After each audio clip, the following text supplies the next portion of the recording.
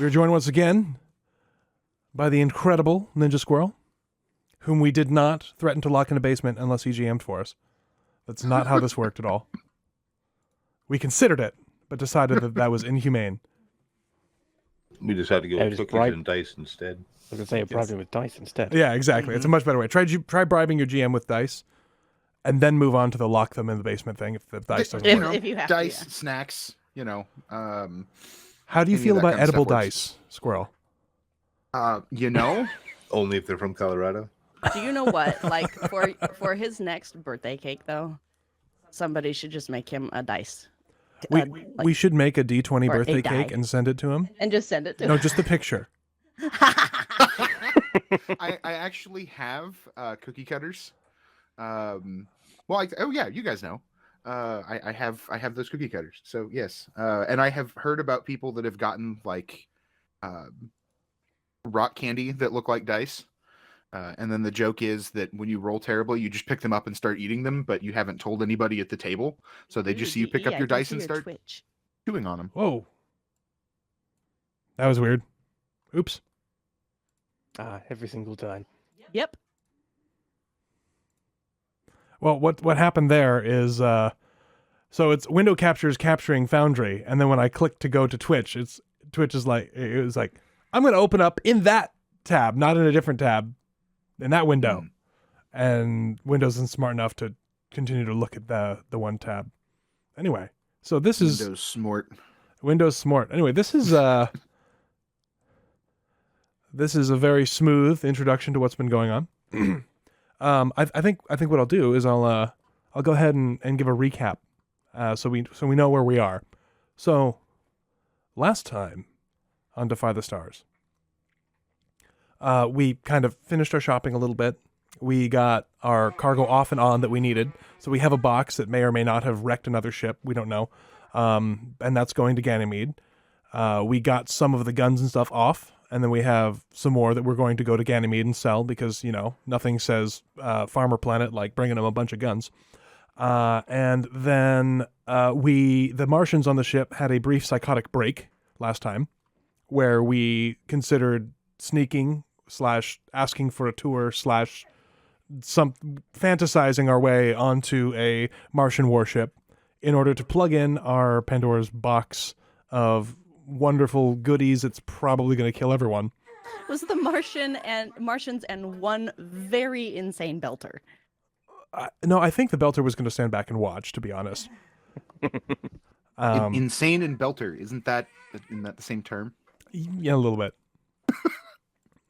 So anyway, Carter talked us back from the brink of that. When Carter's the voice of reason, you know that you've messed up. Something has gone horribly wrong, yes. And so that happened, and we kind of shuffled everything around. Chester went and got his clothes. He looks nice, but people didn't think he looked nice, so now he's back in his coveralls. He was sad. There's only one person. He didn't even bother. That's not how he sees it. That's not how he sees it. He hears the negativity, and he's like, oh, okay, I'm doing it wrong. Then we left. I believe we've undocked, and we are scooching our way across the solar system towards Ganymede. Full of cheesecake. And yes, Candor. Chester no longer has to walk around pixelated because now he has clothes. Anyway, so if it's your first time joining us, we are playing the Expanse Tabletop RPG. It is an official RPG from Green Ronin using their age system. It's amazing. If you are interested in the system, please type !Expanse in the chat, and it will take you to a link to their store. One of the things you can get there is a quick start, which is completely free, and you can look into it. And it's fun. It's fun. We did the quick start over on the YouTube channel over here, which is where all these VODs will end up as well, if you are so inclined to catch up. But I mean, come on, live is the best, right? Right? You get all the technical glitches. All right, I think I've gotten all the stuff. Oh, the last thing that we always say. The art that you see is from the source books. It's used with permission from Green Ronin. That's why we give them the shout out. It's amazing. If you're not interested in the system, but you like pretty pictures of spaceships, buy the books. Like, they're amazing. It's incredible. It's so worth it. And if you like tabletop RPGs, just get it. Like, come on, do it. Do it. Do it. Like I said, the only comment I have on your summary there, DE, when you comment nothing says Farmer Planet, like lots of guns. Uh-huh. Are you familiar with the term redneck? Just gonna throw that out there. Well, I'm sure they exist in space. I mean, I was not being sarcastic. Nothing says Farmer Planet like sending them lots of guns. Gotcha. Okay. Get off my field. The last comment I'll make with the announcements, I don't think I've done it the last couple sessions, but just for folks that are like much more connected to the Expanse lore, I am not. And so this is this table's version of the Expanse. It's not the TV show, it's not the books. So there may be some lore, there may be some stuff that I try to keep the vibe going. But every once in a while something may come up that doesn't quite fit, and that's okay, because every table does their own thing. Yeah. And honestly, it would be kind of boring to just play the series through exactly as the series went, right? The whole idea behind tabletop RPG is telling your own story. And so here we are, telling That our own series was story. Terrible. Yeah.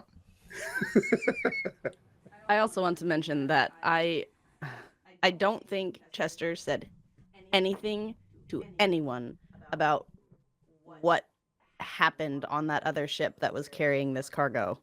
Nope. Only he knows. He didn't tell anyone the whole time. The whole time I was listening to Squirrel a couple weeks ago going through this, I was like, we're in trouble.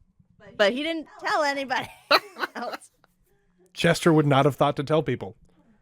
I thought about telling you, but I was like, no, I don't think Chester would. Chester would be like, I did a good thing. Chester's like, oh, that's weird. That's weird that your ship did that and you don't know what's going on. How very strange. Mm-hmm. What a crazy random happenstance. Yeah. Bye. Thanks for the stuff. Yep. So we'll have a little bit of downtime because at the 0.3G that you would have set, it's going to take probably 10 days or so. There may be something that comes up, but I don't want to show my hand too soon. So if anybody has anything as you settle into kind of whatever your normal routine is while underway, we'll kind of go through and see what everybody gets up to as they settle in. All right. So I do know that at some point we want to do the torpedo-y thing, but that can wait until we do all the other stuff. Well, I assumed we'd be getting, assuming we're on a Brigister ground, we'll be getting halfway. I'd assumed we were going to do it when we did the flip before we did the second burn. Yeah, kind of thing. And that, yeah, we can talk about that when we get there. So yeah, at the halfway point is when we're gonna do our craziness. Oh, yes. And we all leveled up and we're a little bit richer. Yes. Just a little bit. Just a bit. Some of us I guess, more than others. I will mention for Rebecca, at least when it comes to downtime activities, she's still settling into her new workshop. So just about every time you go by the door, things have been slightly rearranged as she's feng shuiing all of her the equipment that she has. So is the workshop going to be what deck's that going to be on? Is that going to be engineering itself? She's where it is right now. Go to the news. Yeah, it's taking forever to load for some reason. I don't know why. There we go.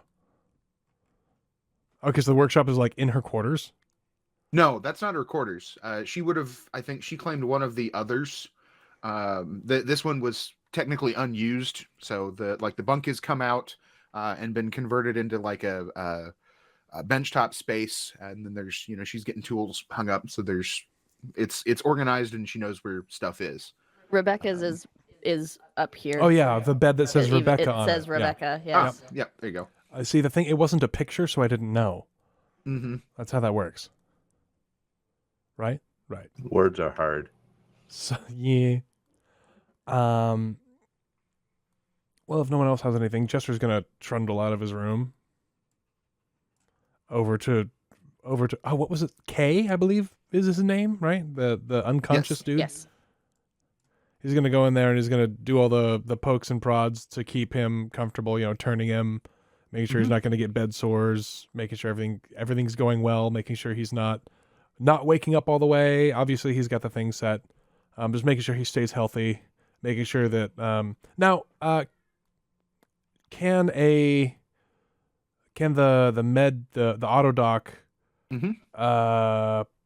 will that be able to stimulate some of his muscles so he's not, because like he's been unconscious for like a week and a half now, so we're starting to cross over into the part where he's going to start feeling weak when he wakes up. Now that might not be a bad thing, but I don't want him to end up being like this, floating skeleton with a brain, Right? Because that sounds like he don't- turns into a villain, and I don't want a villain.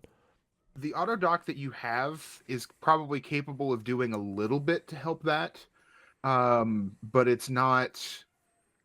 It's not going to be like when Neo came out of the Matrix, kind of thing, where he has to completely. He's never actually used his muscles. He's probably going to be pretty sore, might be a little weak. Not as bad as if he were just like unconscious in a bed, but you don't have the medical facilities to really like completely offset that a larger ship might have. Fair enough. Well, Chester's going to put like whatever electrodes it takes on the man's body to let the auto dock do what stimulation it can, just to make sure that he's able to at least walk around when he wakes up. Yeah.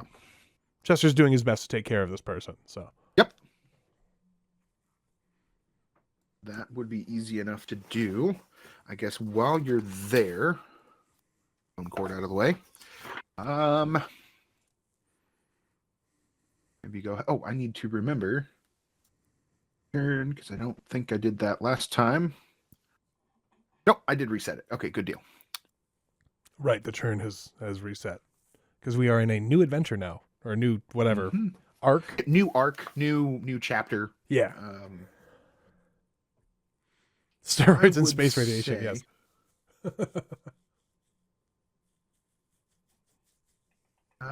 Go ahead and roll an intelligence science while you're in there. Oh, I have that. Mm-hmm.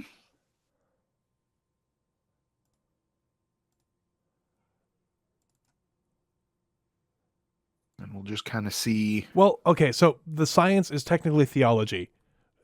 Do I Oh, still okay. use the focus? Yep. Or Don't you have? Hold on.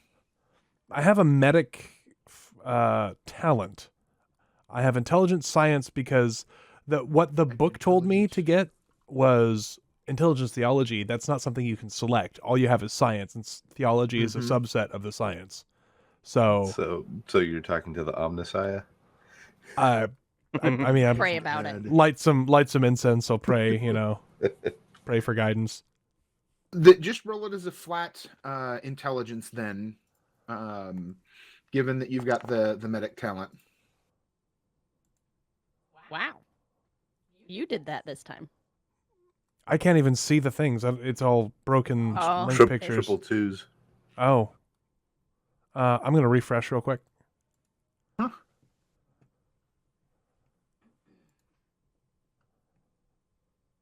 Engineer. Which browser are you using? Because I know I had trouble a few weeks I ago. should do this. Is it-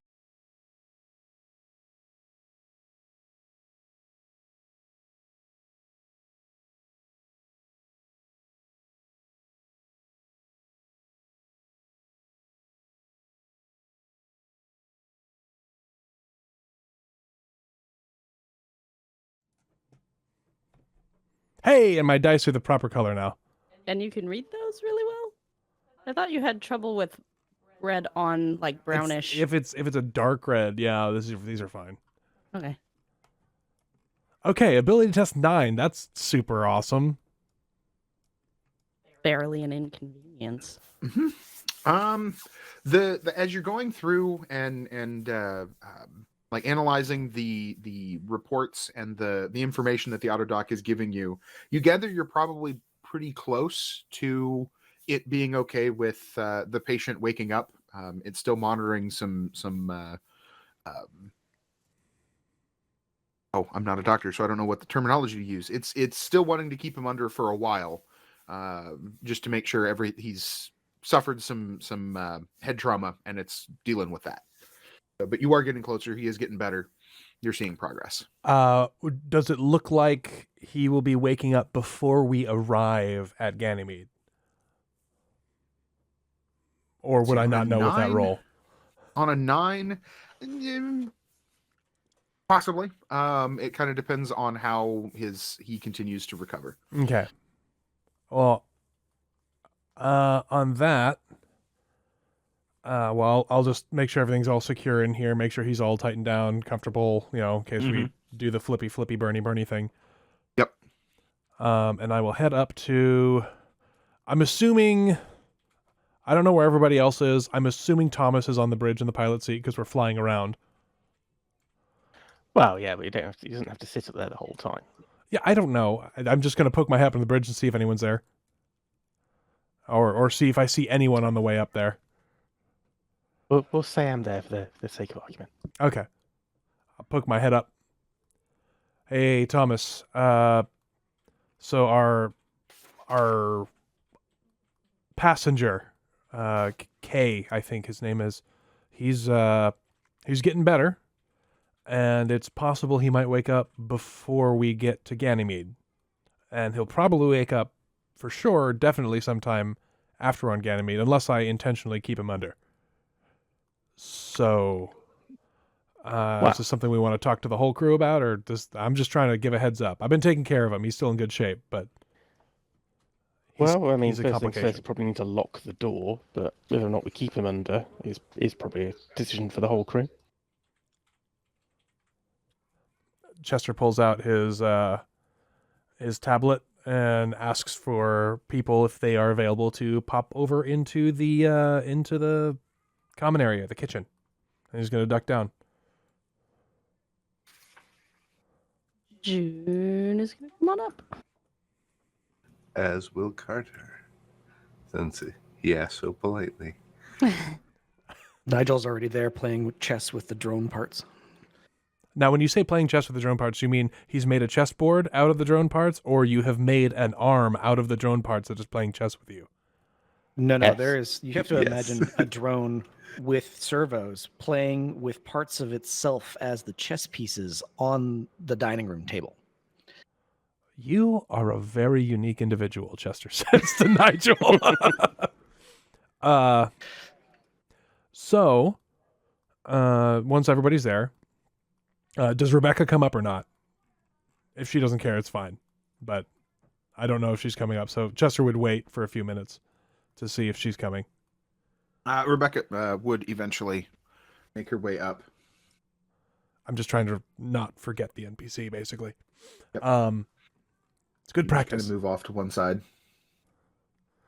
So I was tending to K, and the auto doc is saying that he's doing really well.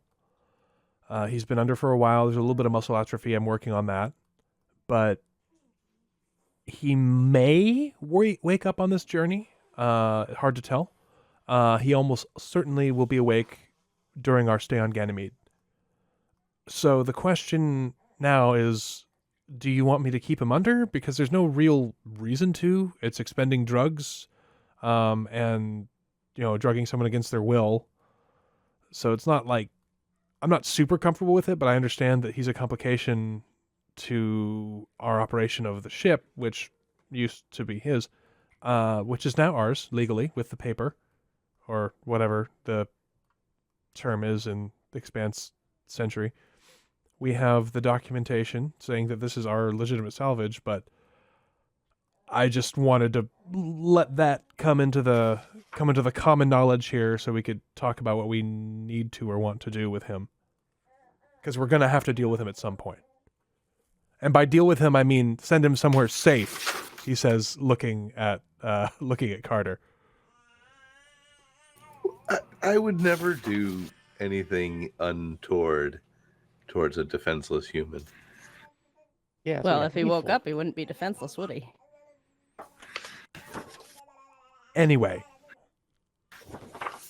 yeah. I feel like if you want to take him off the drugs, then okay. I personally don't mind if he wakes up. The only complication I think it might really pose is if he wakes up and wants to have something to do with stopping us from doing our next job. Or tries to get the ship back somehow. I don't know. But we've got we've done a pretty thorough look through all the cargo and everything. We've sold a lot of it. It's not like he can take stuff over from us, yeah? I mean, for all we know, he's just a random crewman like any one of us. He may not have any stake in this at all. I mean, at the end of the day, we'll at least get some answers, one way or another.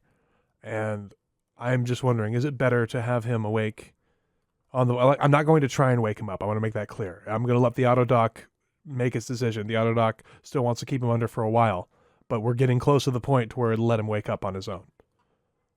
So I'm just going to let him do that then? I'm fine. That's honestly kind of what I hope to hear. I would rather just let him wake up on his own. I've seen what happens to people when they don't wake up on their own, and it's not fun.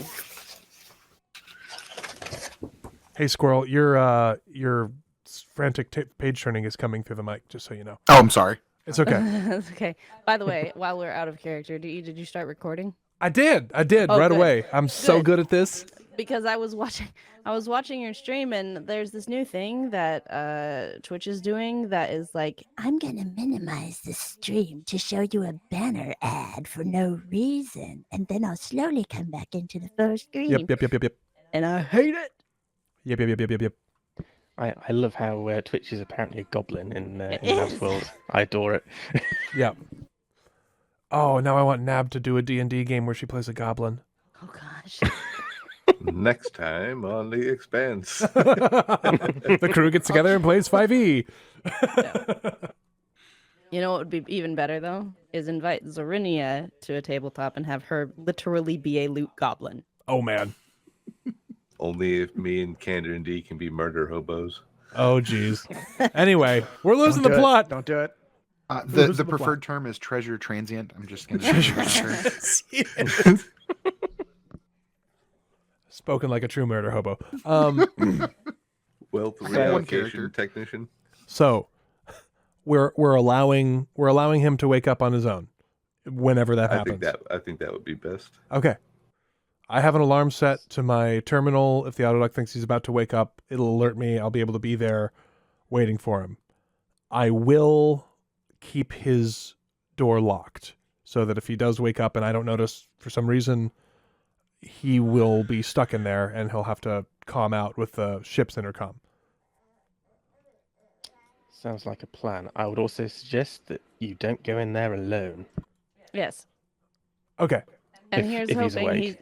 here's hoping he's thankful that he's alive, and we'll go from there. Yeah, definitely. All right. Well, that's all I had. I guess we'll see you guys at dinner time. And Chester's gonna stand up kind of awkwardly and be like, "Thanks for coming." And he's gonna start climbing down the ladder. June is going to climb down after him and just be like, Chester, can I see you for a second? Yeah, sure. He's gonna stop on June's deck. And she just kind of looks at him and like turns her head this way and that. She goes, now, if I don't... Tell me if I recollect this incorrectly. But we went and bought you new clothes, did we not? We're on a ship. Yes. You wear coveralls on a ship. She looks at herself and she looks at him and she goes, you do? What's June wearing? Not coveralls. She's wearing pants and a shirt. She's not wearing coveralls. I wear coveralls on ships. Ah. And so is Thomas.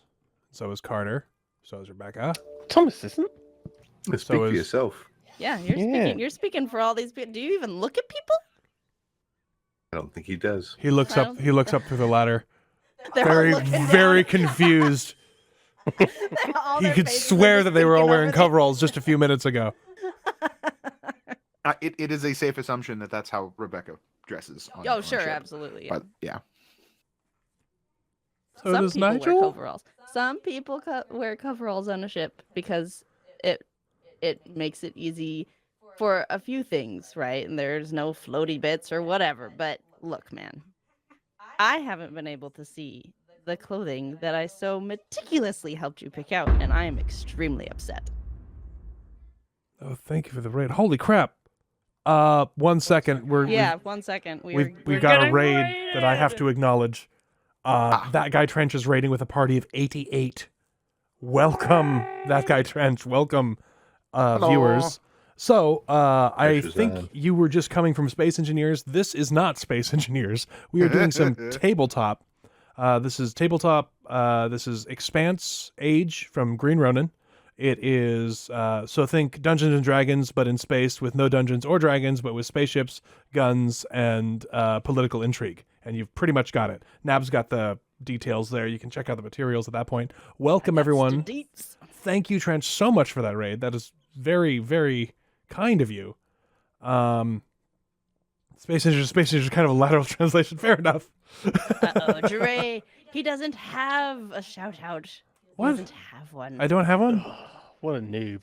Noob! I have to go Noob. set it up for him. I'm sorry. I am like a baby. Sometimes I'm surprised that I can go to the bathroom by myself. It's really, I don't know. What are we doing? Why are we here? Also, if you are new to this channel, this is Directed Energy. I am Navarine. We Hello. are Ball&Chain Gaming on YouTube. Would you If like a have not- banana? Yes, if you have not heard of us, we are known for the space engineers over on the YouTube. So Yeah. if you would like to visit there, you can check out some more space engineers over there. But as of right now, we're gonna do some tabletop. We are on a ship, and there's an unconscious guy, and we're figuring things out with him. And also, June is very concerned that Chester is not wearing his clothing. I am extremely concerned. Well, about I mean, this. I am wearing clothing. My character isn't pixelate. No. Let's follow this thread, this train of thought. You put it out there. Chester is wearing coveralls with appropriate underclothing underneath. He's But fine. He bought suits. I did buy suits. Chester's gonna look at June, kind of like shifting on the deck in the 1/3 G. I mean, it seemed like that was more for like special occasions. I mean, yeah, but buying the clothes and having them in your possession is a reason to celebrate a special occasion. Come on, Chester. All right. I'll If you want, you can stay in your coveralls for the rest of the day. But I'd demand a fashion show, young man. I'm older than you are, I know that. Just play along. but Come on. I'm really not into role play. I don't. Okay, Gets- will you please go and put on your favorite out of all of the outfits that you bought and show me? Okay, all right, I'll do it. He's gonna climb down the ladder again, looking very carefully down the ladder and up the ladder, and walking and climbing down rung by rung. She knows that he's uncomfortable, and so she's just gonna follow him down so he doesn't have to put on a show for anyone else if he doesn't have to. He goes in his. Carter will follow. Could you guys hear? Could they hear the conversation up the ladder? We were I mean, two decks if you down. were only one deck down, I feel like Yeah. Oh yeah. unless you guys were actively attempting to have this as a private conversation. No. I legitimately did because they were all answering, right? Speak for yourself and whatever. I legit, when he looks up, I see all of their faces looking down. Just a, I oh, go ahead. I initially did put it in chat as a joke, but I legitimately Thomas wants to go and collect a pair of coveralls he does own for messy jobs, draw a pair of eyes on them, and then hang them off of the med bay door. So Chester comes out and he just sees, googly eyes on a pair of coveralls staring at him. And then, but without saying anything, just pretend that I can't see them. If Thomas is actually gonna do that, June's gonna watch him do it and just kind of stare at him the whole time. And then when he's finished, looks at him and goes, "Where on earth did you get googly eyes?" Don't ask questions you don't want answers to. Okay.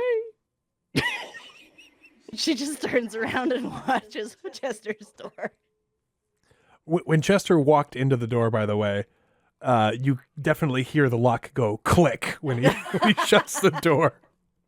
Just in case June wanted to get in on that action.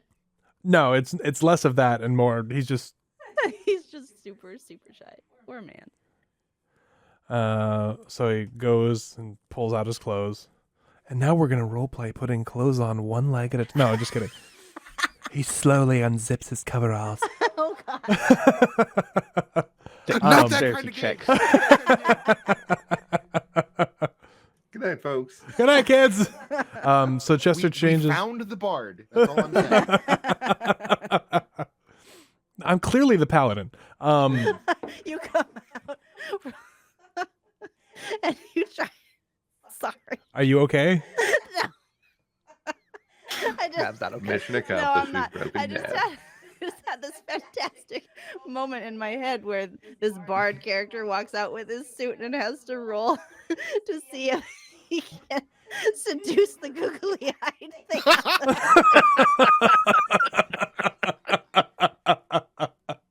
Oh, we've completely lost the plot today. This is amazing. I love it. Write that down. Oh man. Whew. That suit looks so good. Anyway, so Chester puts on the. I think one of them was like, it was like dark blue with. Well, I forget what the trim was, but the dark blue. I know. I didn't listen. I was going to to listen and write it all out. I but didn't either, but he puts on the first of the two that we got, and he puts it on. And he looks in the, and did we have a tie? I don't think we had a tie on it. There no. wasn't a tie. You had things in your pockets. What were those? The handkerchief type things, but Oh, they yeah. aren't actually handkerchiefs. The corner pieces Yeah, that so he stick out of pockets. he's going to use them as handkerchiefs. You know that, right? Yeah. So he puts all that together. I think they were initially handkerchiefs, but nobody uses those. She's anymore. getting in on the action too. That's right. There's the other goblin. Anyway, so Chester puts everything together, and and he buttons the buttons all the way up, like all the like, All the way up. all the way up. The suit coat completely buttoned. He looks down at the shiny shoes, and just kind of leaves him there with his dress socks because he's like, we're under 1/3 G. He doesn't want to scuff the shoes, so he walks over to the door, stands real straight, looks in the mirror, looks at the door, clicks the door, and the door goes whoosh, opens up, and he's like, "Are you happy now? I'm wearing the fancy clothes." And Carter's down here too, right? Oh, yes. Oh, and then he sees that Thomas and Carter are there, and he goes beet red, and his hand twitches towards the door control, but he doesn't close it.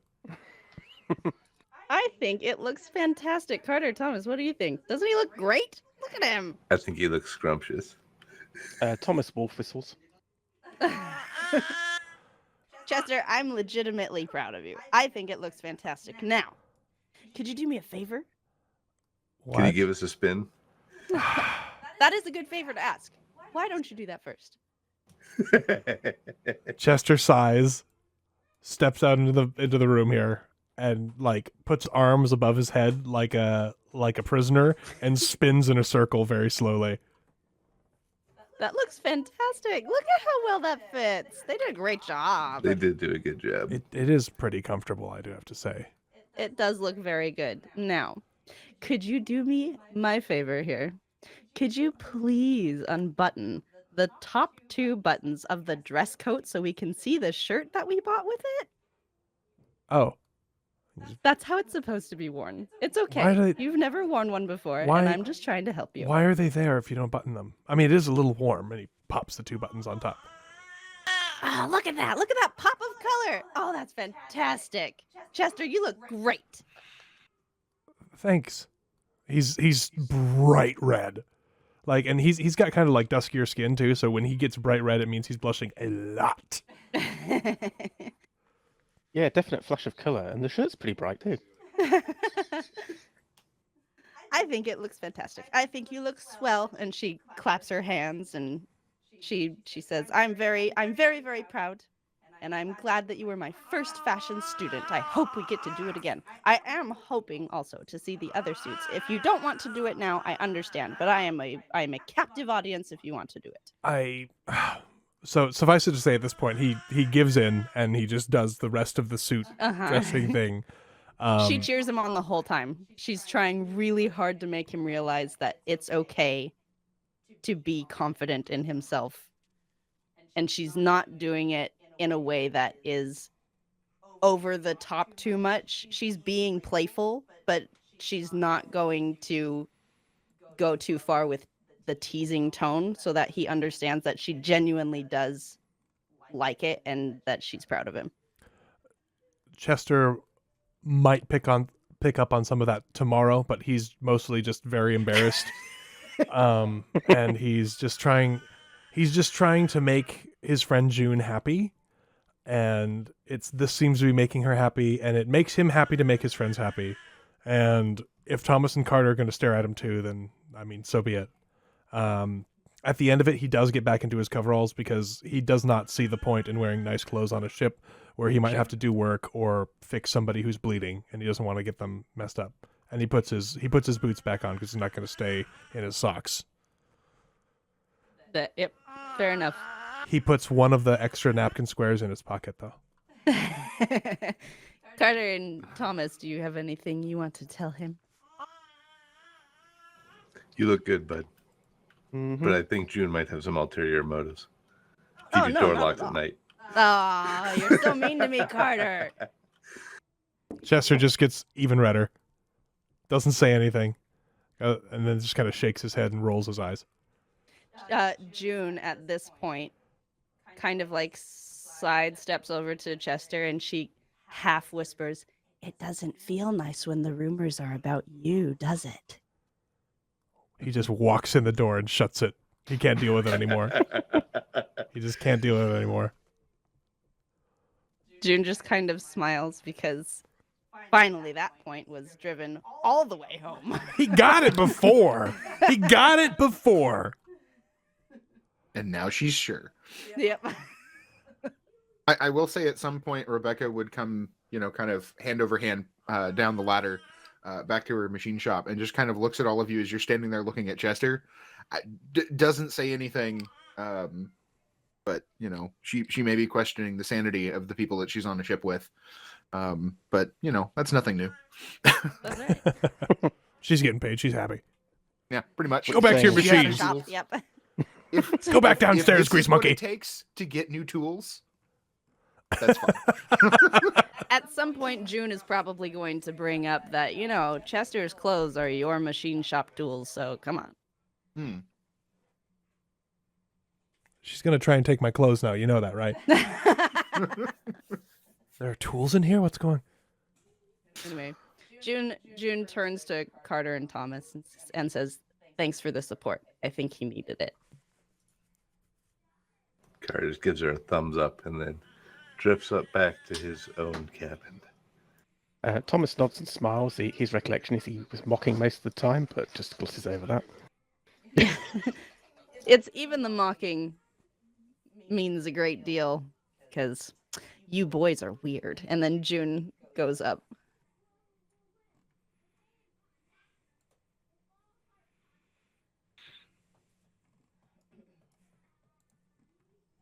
Okay. Anybody have anything else that specifically that they want to be getting up to while the ship sort of hurtles through space? Thomas is going to. We said we had some kind of training gear, didn't we? For the kit we've got. I can't remember how we decided that was going to work. Training as in basically a way we could sort of train while on board the ship without having to expend ammunition. Yeah, I think we had I'd some say kind there's it would be like a specific magazine that you would put in whatever you wanted to do that would allow the weapon to simulate, and it would probably tie into some sort of program. You could set up a target or something, or even tie in the drones if you wanted to, that would calculate your hit scores or whatever without actually risking putting holes in the ship.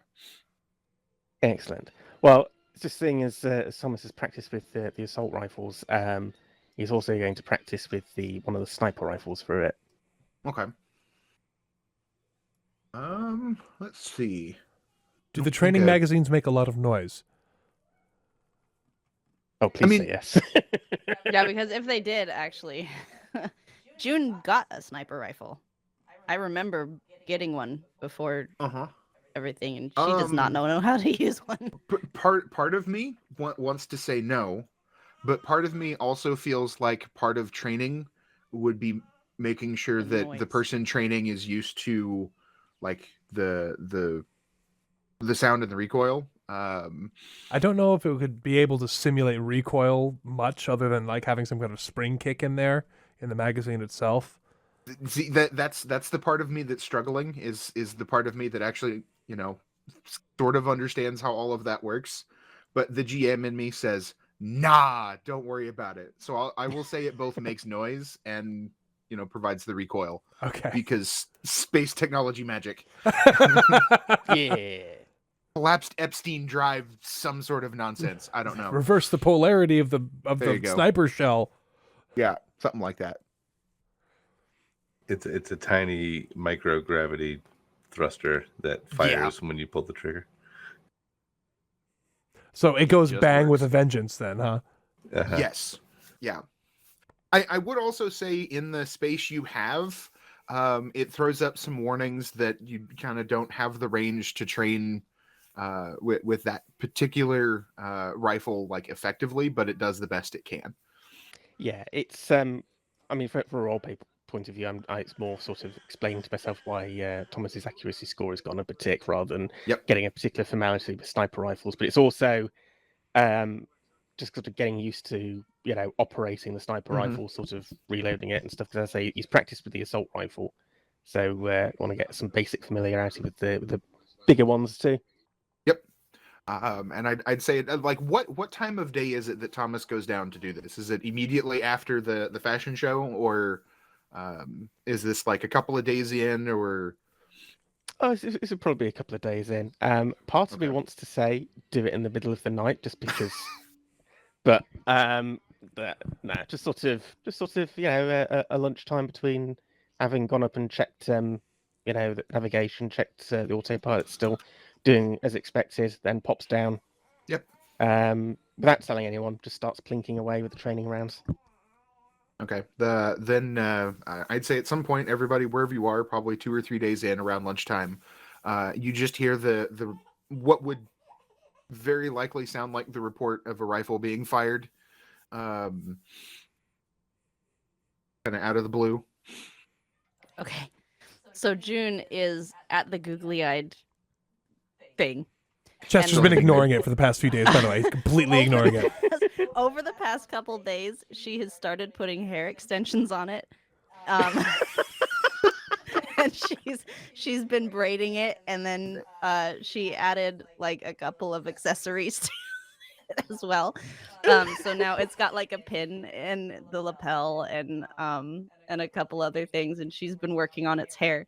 And as she is starting to pin something into it, the rifle goes off, and she curses a huge string of curses and jumps, and she ends up pricking herself in the finger.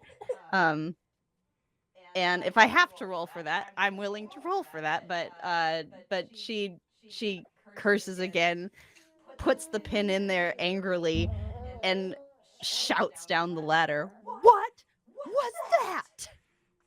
Chester's door opens and he sticks his head out. What was that? But he's more talking about the string of curses. Like. Is someone shooting? Are we supposed to shoot in the spaceship? I don't think we're supposed to shoot in the spaceship. That's Thomas, isn't it? It's got to be Thomas. Thomas, are you shooting in the spaceship? Yeah, of course I am. Bang. You weren't gonna tell anyone. You better be using the training rounds. Oh, we have training rounds for these. He's using the training rounds. Chester goes back in his room and shuts the door. Stupid Martians. I heard that. Carter's going to come out of his room with a rifle without training rounds. and promptly go towards the sound of it to poke his head through the hatchway. And he rolls for initiative. And he'll find Thomas after all the shouting. Like, we could just go outside and actually shoot stuff, you know. Yeah, but maybe once I've got a little bit of a feel for this thing, but also I didn't want to have to faff around getting into my suit, sorting out all the plumbing, you know, and then going out the airlock. Also, we are under thrust, so that is going to be a bit problematic. Yeah, but we're going to be flipping and burning soon.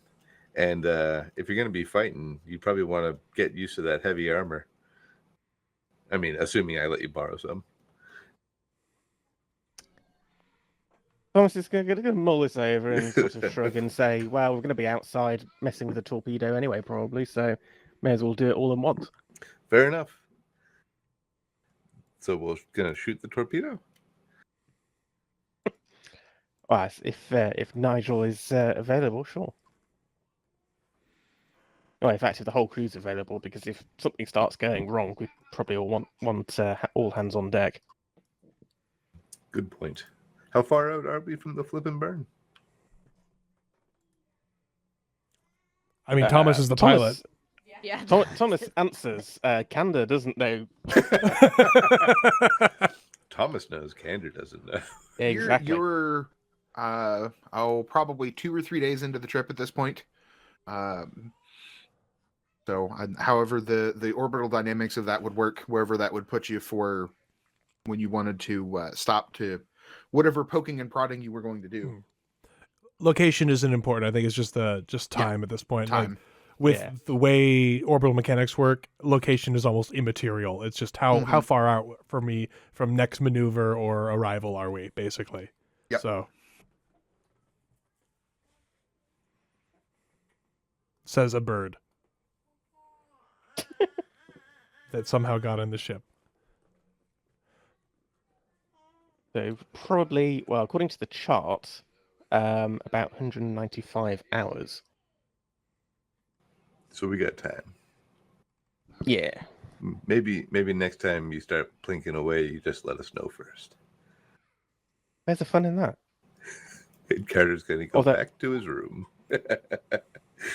Although I am proud that at least one person thought to respond prepared. Everyone else just sort of shrugged and carried on. What if this had been an emergency? Yeah. Can we double check the lock on that guy's room? Which guy's room? The random guy that's been unconscious. June. So when Carter had come down the ladder, June was still there, saw him with the rifle, and was like, "He'll take care of it.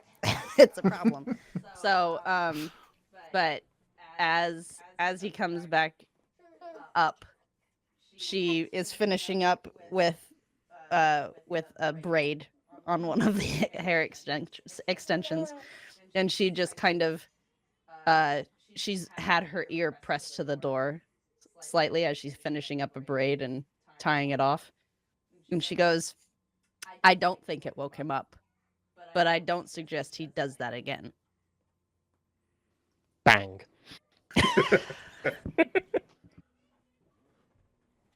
I mean, there's no way to stop him besides stopping him. She sighs and just like, "I'm on a ship with 5-year-olds." Chester has put earplugs in his room.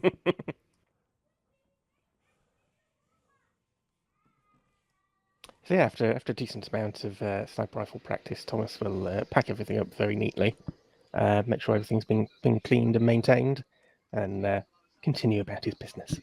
Okay. Carter, do you have anything in particular that you wanted to do other than responding to what may or may not have looked like some sort of boarding action?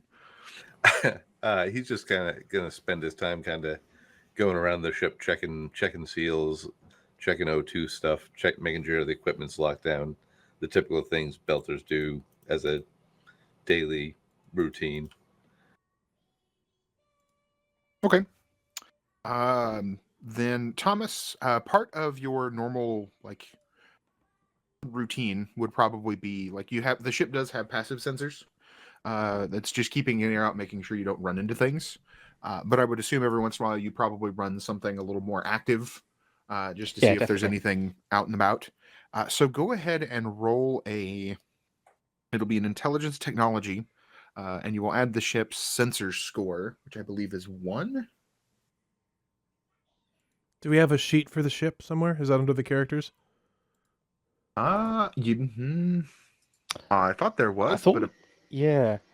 that I was thought there was probably too. the other It was table, on the and other I don't table. think I've gotten it transferred. That would be my bad. It's the same. It's literally identical to the because it is the ship from Salvage Ops. If I open up Salvage Op, it'll give me the thing.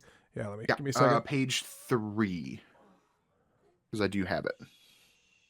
I don't have any technology focus, so I should just roll intelligence. Okay.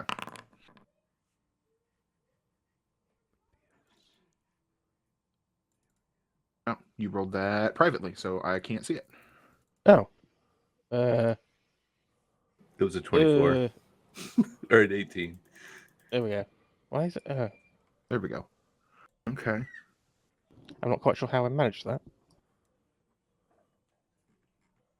Well, there's a drop down right above the chat box, and there's probably something on the sheet that can do it. Yeah. Okay. At some point, you you go to run your more active scan, and you do pick up that, or that it initially kicks back that there's something there, but you go to kind of run another one and basically try to get some more information, and it then starts coming back that it was just some sort of like sensor ghost sort of thing. Sorry, it's just booted me out of Foundry for some reason. One sec.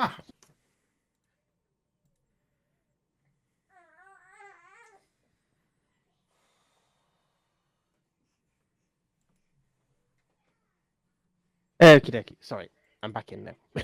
Okay.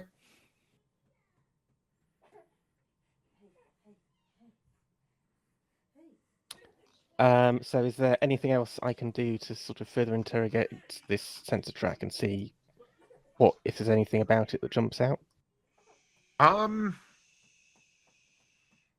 guess what would Thomas do with this situation where the ship initially told him, "Hey, there's something out there," and then when you went back in to query it for additional information, it started coming back looking more and more like it was like a sensor ghost or a kind of a false positive on the system's part.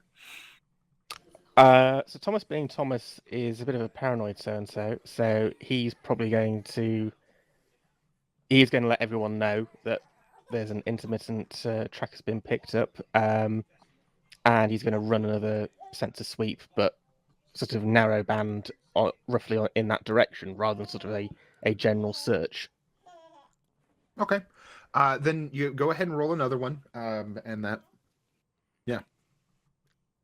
I don't know if you have anything like a talent or anything that you can apply to something like that, but no. Okay.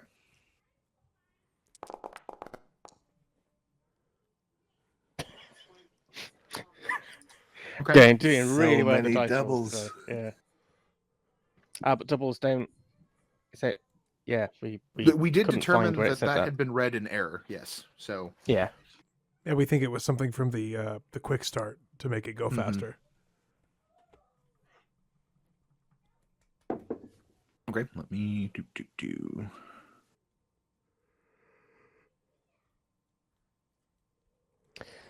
So I mean, Thomas is going to be approaching this from a combat pilot perspective rather than sort of a civvy pilot. So he's going to be thinking more. Are we dealing with something with stealth technology? Are we dealing, because from former MCRN, he's somewhat familiar with that exists. Mm-hmm. As a former combat pilot turned civvy pilot, he's also thinking pirates. Yeah, there's no such thing as a coincidence. Exactly. Kind of thing. Okay, so you go to push again, and you're still not. You still don't get any more positive feedback.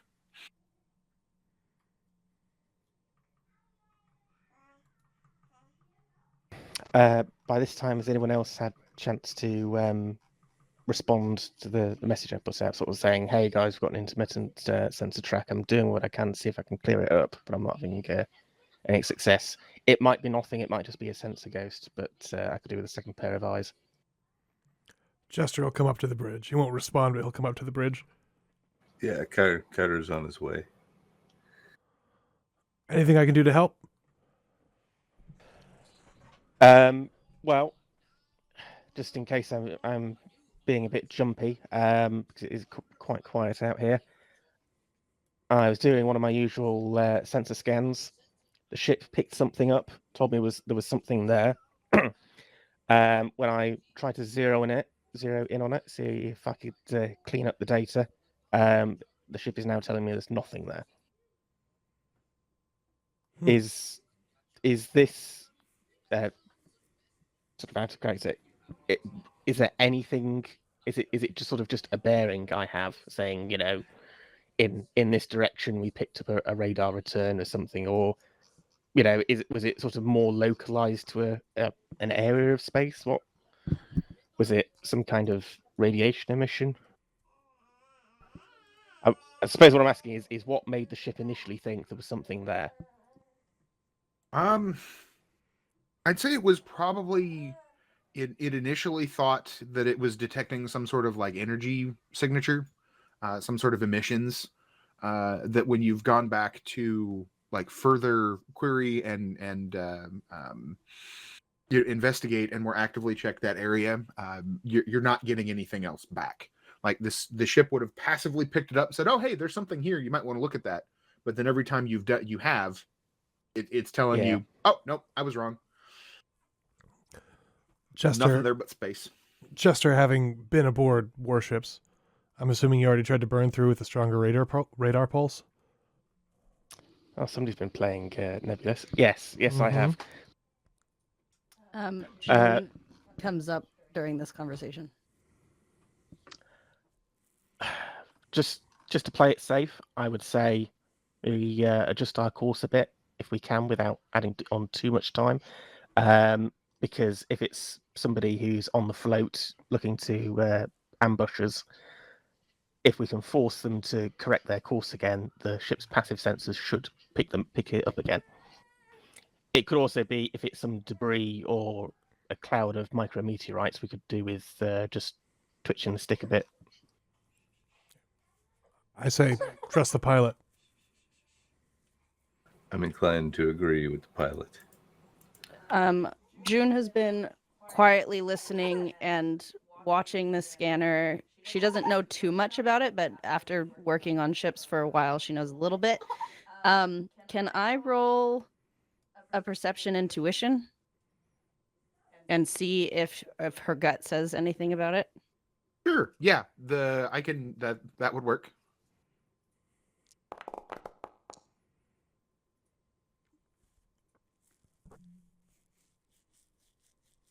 To test 17. Okay. This is definitely the sort of situation that working on a cargo freighter would start to make the captain and command crew of a cargo ship, such as the Bard, very, very nervous. Because as mentioned earlier, there don't tend to be a lot of coincidences out in space. Space is pretty big. So this kind of thing, it can happen, but it's always treated as better to assume worst case scenario than not. Would kind of be what June's gut is relaying. Okay. So June just kind of goes, "So Thomas, after working with Carol for so long, and knowing that we have some cargo, I feel like definitely going away from whatever the thing is that you feel you picked up is the best thing that we should do right now." Roger that. I would also suggest that we get Rebecca just to run a quick diagnostic on the PDCs just in case we need them. Good plan. I'd say somewhere in this, rather than coming up to the cockpit, you probably would have gotten some sort of indication that Rebecca would have made her way, like she went to her station down in the engineering.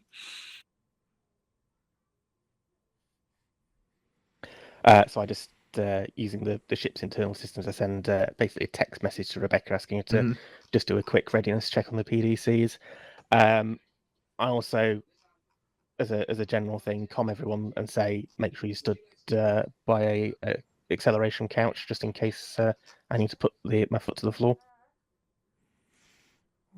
When Thomas says that, Chester just leans back in his chair and just starts buckling up, putting all the connections in. Should we suit up? Or should we just buckle up? Suit up but again, do it next to an acceleration bed. If you have to throw yourself into it, then yeah. Someone bring me my suit. Yeah, so June, after just kind of listening to her innards for a little bit, she just is contemplative and she goes, I'll go get you your suit. Is your door unlocked? Thomas flicks his terminal and says it is now. Okay, I'll go get it for you. Thank you. Chester starts climbing down the ladder as fast as he can. Waits for June to move out of his way when he climbs off, and goes to the crewman's room and starts buttoning up the unconscious crewman. Starts getting the crewman in his suit, tries to get him in there, and straps him down tight, just in case there's some heavy maneuvering. And then while does that first, and then goes to his room and starts putting on his spacesuit for however long that takes. Yeah, June. June will put on hers, but yeah, June will put on hers first because she can't carry two up there. But she gets hers, she gets Thomas's, and brings it back to him. Here, Thomas. Thomas, thank you very much. Thomas sort of takes one last look at the screens, hops out of his chair, and well, he's presumably had to practice getting into a spacesuit quickly in the Navy. Does so and hops back into the chair. Make sure his juice connector is all hooked up. Okay, I'd say somewhere during all of this, you would have seen an indicator for the PDCs would have flicked from like its standby to offline, and then very quickly went back to standby green. I'm just going to go ahead and show this because Rebecca's really good at her job. Nice. So yeah, very very very quickly, your PDCs went down. Well, I'd say with that, there's also a very quick check where the torpedo tube goes like down and then comes back up. So she would have checked them both. Thomas sends another text message that's sort of a winky face, 3 thumbs up, and a green tick mark to Rebecca. I love that Thomas talks in emojis. It speaks in emoji, yeah. You just kind of get a thumbs up back. I feel like Rebecca's like nonverbal communication. I think she does okay. It's okay. I'd say it takes a little bit of time, but everybody is then either like the unconscious crewman, and everybody is now in their suits, ready to go. When Chester is ready, he's gonna let everybody else know that he's in his suit and strapped in. He's just staying in his cabin. Didn't feel like, just in case something happened, felt the safest thing to do is just get in the couch. Yep.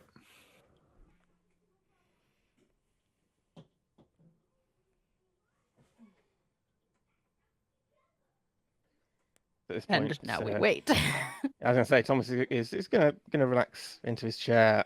He's going to stay on alert, but it's sort of one of those things where it's hurry up and wait. He's done this kind of tense, So but nothing's happening. You went ahead. You waited. I just want to clarify. You waited till everybody was suited up before you made the course correction. Course correction first because we didn't need everyone. It was only a minor one, just as I say. If anyone was forced. Okay. Sorry, that's my bad. Course correction, pretty much sort of a couple of minutes after that was agreed upon, we were going to do that. And then everyone suited up. I suppose the idea being that there's nothing about a slight course correction that would force everyone to be in suits, but we may as well, you see what I mean, rather than wait for us to potentially get closer to a threat. Then I would say, as you settle on to your new course, then, since I missed that. That was me. Sorry, that's me not being explicit. Nope, that's okay. I should have double checked as well what the exact order is, but that's okay. I don't think it'll change too much. And as you settle onto the new course, and time starts to tick past, and it's like, okay, well, it must have just been nothing. Well, one, I think we're about at break time. If I'm looking at the clock correctly. But just before we go to break, as everybody's like, okay, it was nothing. We were all paranoid for nothing. You suddenly get all of the computerized wailings and alerts that you're being painted with targeting sensors. And right smack where the ship initially told you something was, and you could never find it, there's suddenly all kinds of readings coming out at you. Oh, wonderful. Oh, geez. So we will.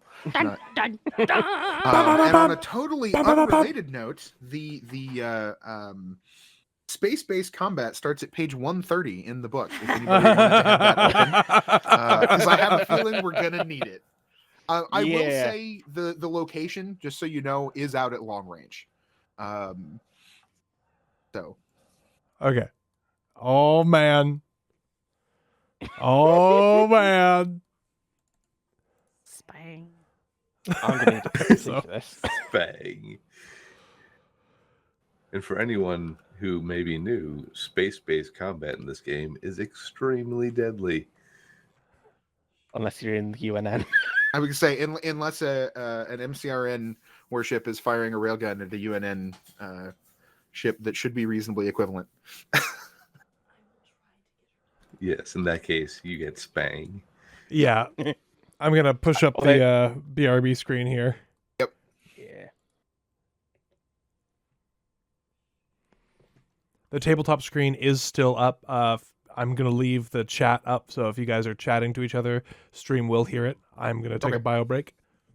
Yep. I'll step away for a minute, and then we'll be right back. Same. I'll be right back.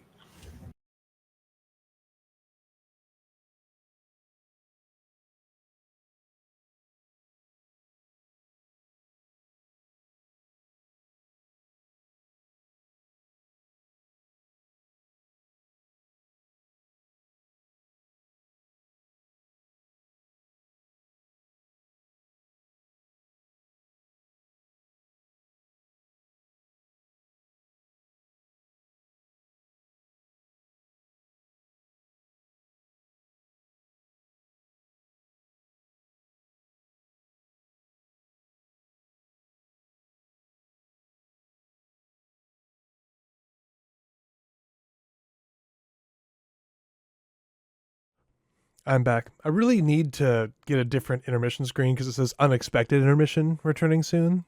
And this isn't unexpected. This is just intermission. Yeah, but the ship's unexpected. That's true. No one expects a Spanish intermission. And I'm back. Welcome back. I've got the tense dark music playing right now. We're going to switch to battle music afterwards, I think. Possibly. Odds are good.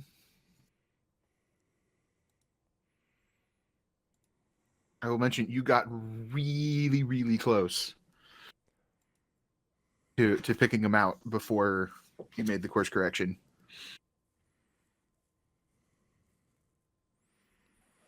Oh man, Chester gets to sit in his room and be terrified again. Poor Chester. We'll see. I may have more than one plot twist up my sleeve. I know. can't imagine you doing that to us, squirrel.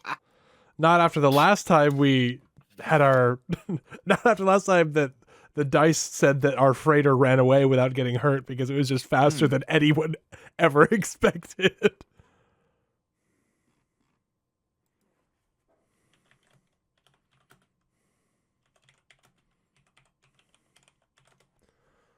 So, chat, are you enjoying the tabletop shenanigans here?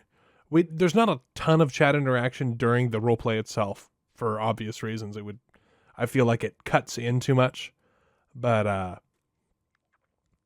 I hope you're all enjoying the show, as it were. It's very theater of the mind. We don't have a lot of maps and things. I think Squirrel next time, at some point, maybe we want to put together, or I can put together something, and then send it to you of like a battle map kind of thing, so we can track ship-to-ship combat a little bit better visually, like have long range, in range, put torpedo trackers, all that. Cool, dwarf. Oh, do you have a thing? Maybe. I got to remember how to do this.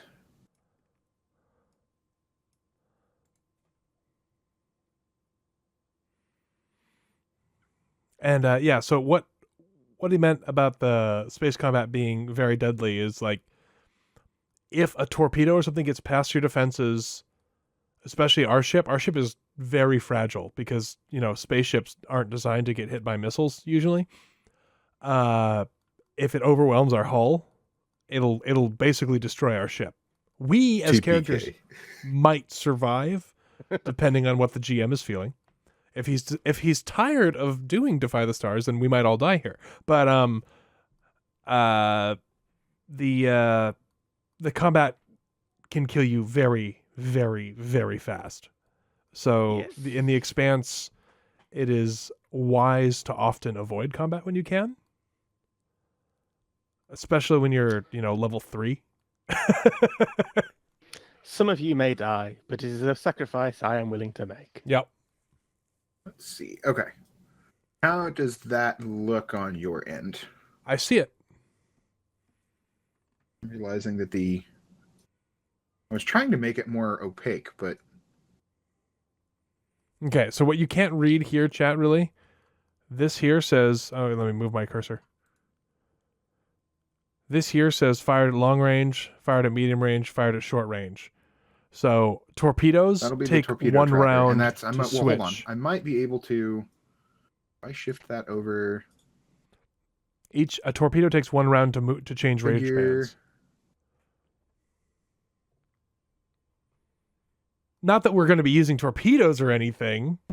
Do you hear how excited he is? Oh, but this time we can use June's leadership or communication skill. I don't know. I want, is June's communication skill better than Carter's with leadership? I don't think that Because helps, June has become the unfortunately. captain now. Yes. That Does doesn't- June have communication leadership? Or just I don't know. communication? Let me see if it lets me see her character sheet. Well, couldn't you just like roll? She's 3 feet? communication 4. Deception, Yeah. bargaining. That's better than me. But you have leadership though, right? Which gives you a I plus do- 2 I bonus. do. So then we're equal because I had comm 2. Okay, so it doesn't matter at that point. Hey, Aris Raguba. And that just means we can afford for one of them to be made unconscious. So We've got a backup. indeed. She has all of her stuff into communication. Oh my gosh. No wonder she can like talk a door open. Deception and These are bargaining. not the Bullets. droids you're looking for. Now I need.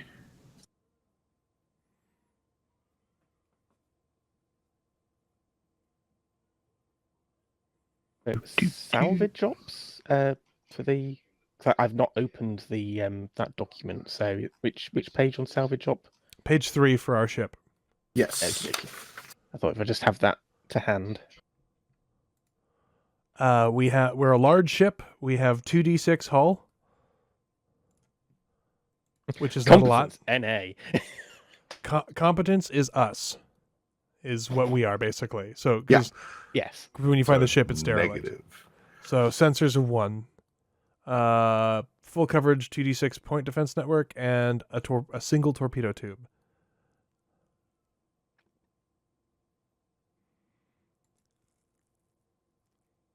We're We talked about ship qualities as well, don't we? Because we added some on. oh yeah. We'll have to look for that. Hang on. I think most of them were sort of, it was more the sneaky beaky stuff, which I don't think is going to be relevant. But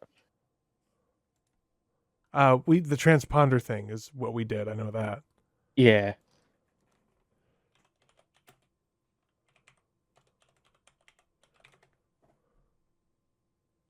That's not the search bar. What color would you guys like your torpedo tracking tokens to be? You have red, orange, and blue to choose from. I mean, we're the good guys. Do we use red or blue? I think we use. Well, blue. I think blue's just so because they're our torpedoes, therefore they're friendly. it makes sense. Welcome to the banana Once Mr. band. Torpedo leaves the tube. He's Mr. either yours nor anyone else's. Yes, I was just gonna say that. The torpedo knows where it is because the torpedo knows where it isn't.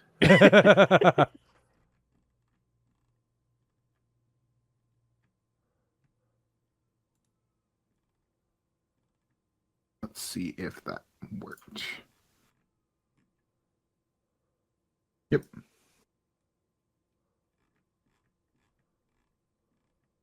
And I need to make a new one.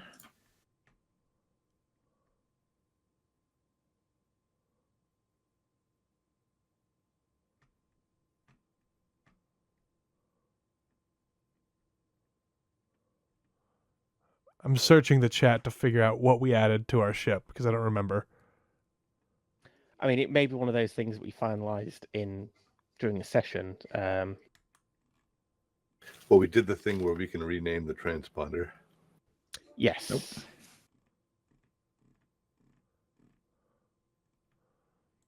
I can't remember if that was the only quality we got though. I think we got a couple. I mean, I found the post where I suggested some. But I don't, as I say, I can't find anything where we finally decided on it.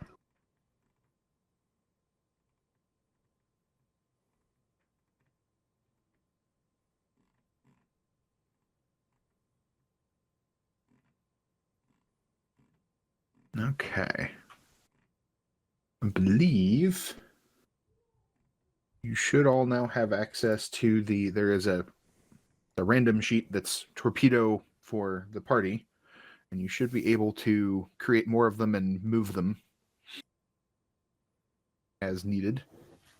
Since I assume more than one torpedo is potentially going to be fired in any one direction. I mean, if Carter remains true to form, he's just going to hold the button down. I subscribe to the Book of Nero.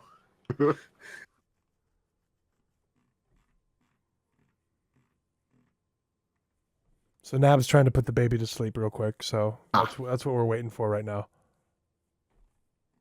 Putting the baby in its acceleration couch. Exactly. Acceleration crib.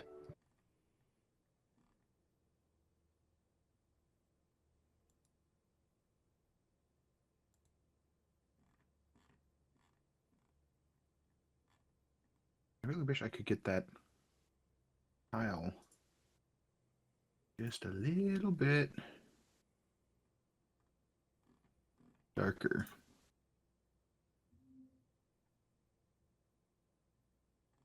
But I am not seeing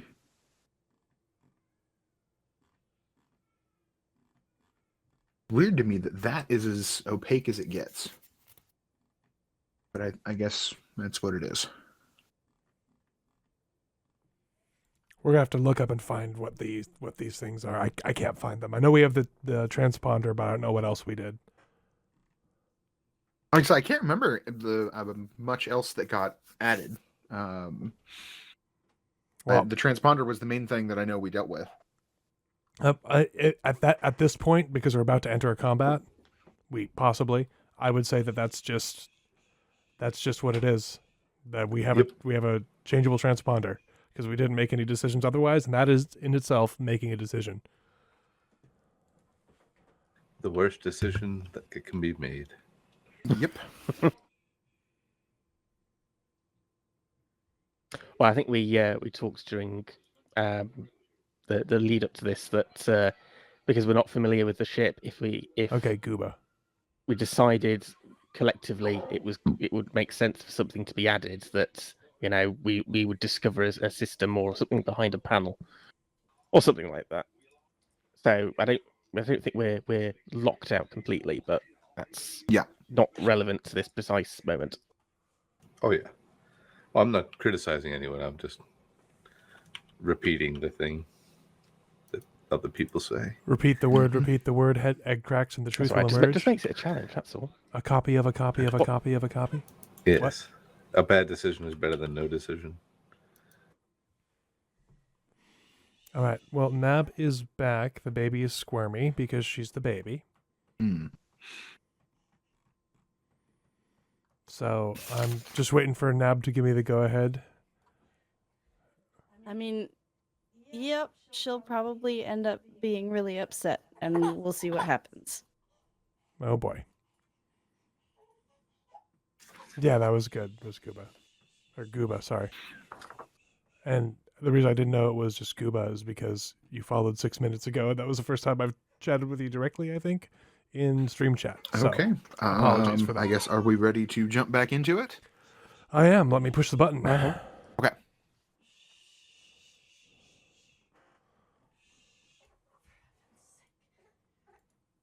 All right. So. Oh, don't forget there's more combat stunts on page 26 and 27 of the Ships of the Expanse book. Mm-hmm. I gotta get that open too. And chat, the reason you're not seeing the Expanse books that we're going to be talking about is because if I show them on stream, that's pretty flagrant copyright violation. So I try not to do that. And as nice as the folks at Green Runner have been, I don't want to go too far. You said 24, 23? What page? 26, 27. And then there's separate command, pilots, EW, and engineer stunts. All of the books, all of the pages.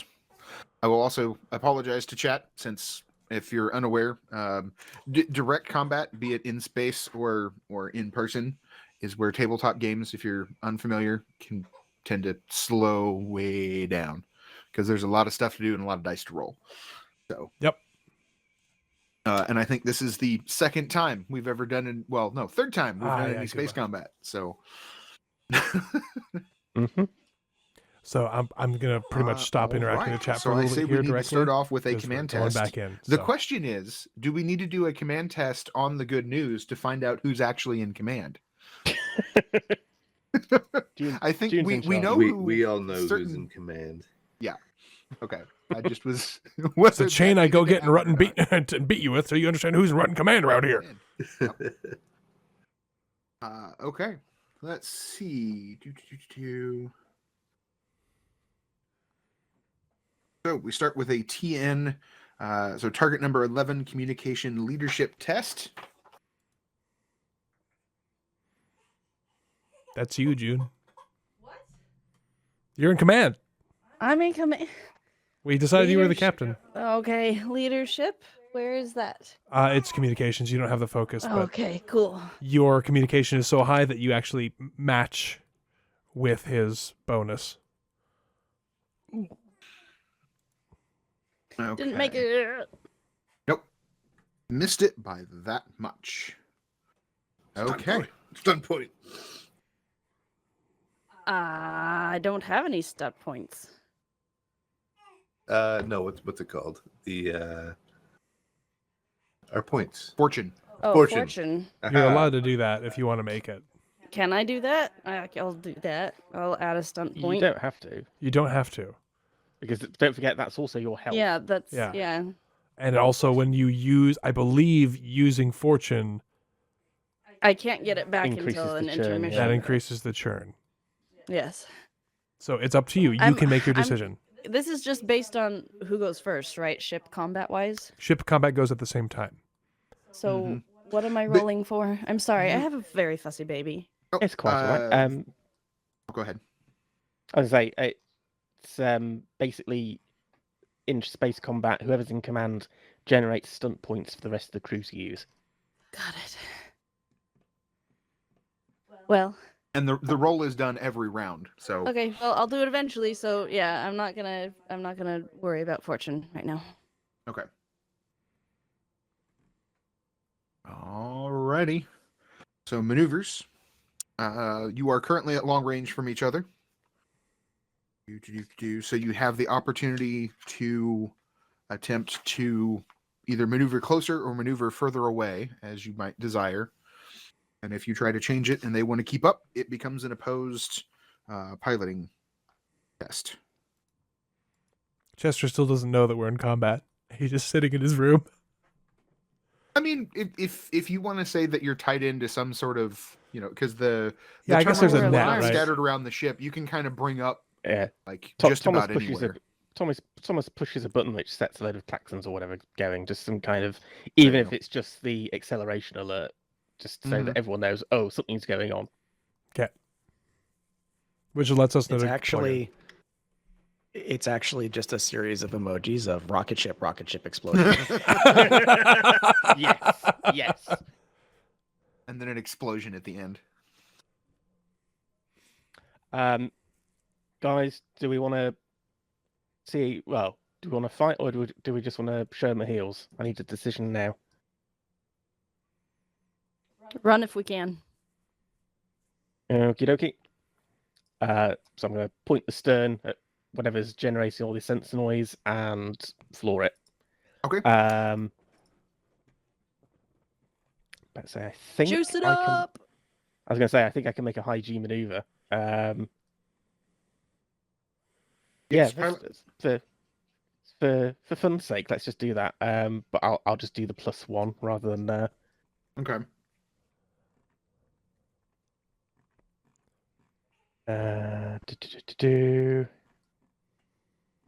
Right, remind myself what my talents actually say. Oh, I also get a +2 bonus to any tests involving a vehicle's speed Okay. because I have expert in piloting. Okay. So, So we're going to have, let's start with the opposed piloting test. So you need to make a dexterity piloting versus theirs. so that's the dexterity piloting. That's not including the +2 for the talent and the +1 for doing a high G maneuver. Although I think now everyone has to do a constitution check. Though yes, I was going to circle back around to that. The size you would gather looking at the sensors, it's a pretty, you look like you're about the same size, so there's not a bonus or an alteration there.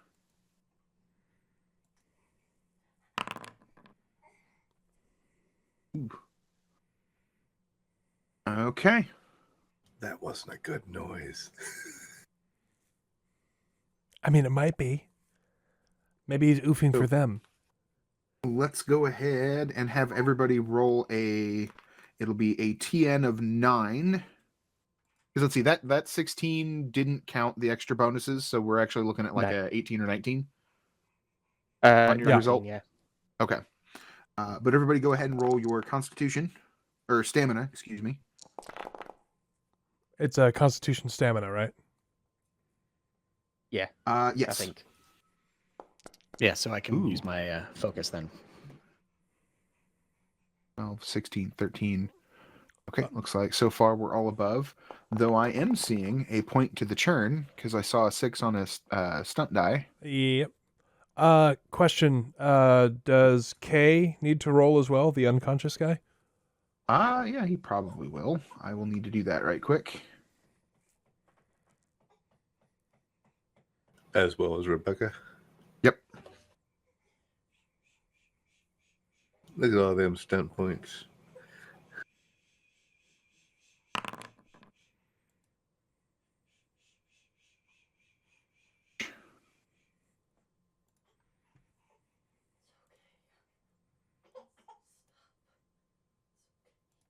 And then Rebecca, pull that up here real quick.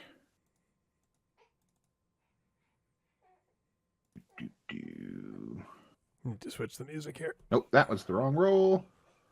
Let's try that one. Get the right score in there.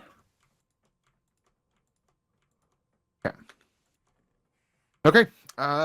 Let's see. Well, a couple of things then happening all at once as you point directly away and put your foot down.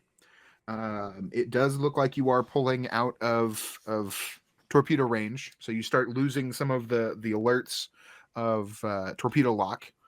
You gather they are still attempting to stay on your track, and with your drive lit up the way it is, you are really easy to follow. Let's see, Chester, though, you do get an alert from the auto dock that is indicating that the patient is suffering some sort of ill effects. You would gather it might have something to do with the high Gs.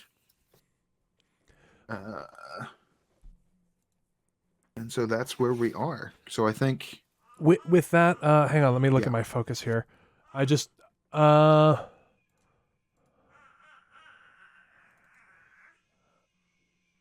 does that mean he's taking an injury, basically? Let's see. On a field test, 1d6 penetrating damage per point of maneuver bonus. Oh, okay. No, even I still have to roll that because you still take half rounded down with a successful test. Oh, really? Mm-hmm. So we all take damage then. Yeah. Ooh. I should have read that more closely. Okay. I mean, you're getting us out of here, so that's fine. Failure. Point of maneuver bonus. So that would be. I didn't roll great on that. So those of you that succeeded, which was basically everybody but Kay, will take 1 point. So our of damage. fortune goes by 1? Fortune or... would go down by 1. Okay. Or you take an injury, your choice. Yes. I'm going to do fortune. So I would say mechanically, you would see that basically Kay is taking, he's using fortune, so he's not taking an injury, but okay. He's definitely being stressed by this maneuver.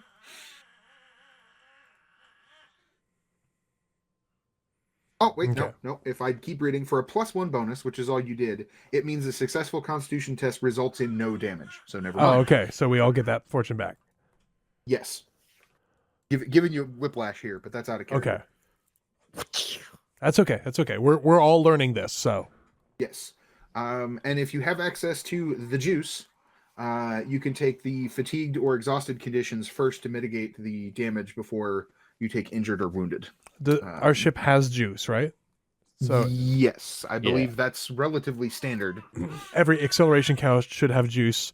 So the only person who doesn't have juice would be K. Okay. Because he's unconscious. He's actually in the bed. I strapped him to the bed, not to his couch. Yeah. You're a monster. At least I went and cared for him first. I mean, I'm just saying, if he dies, the problem takes After care of forgetting him itself. for 2 weeks. I've been Chester's been remembering the entire time.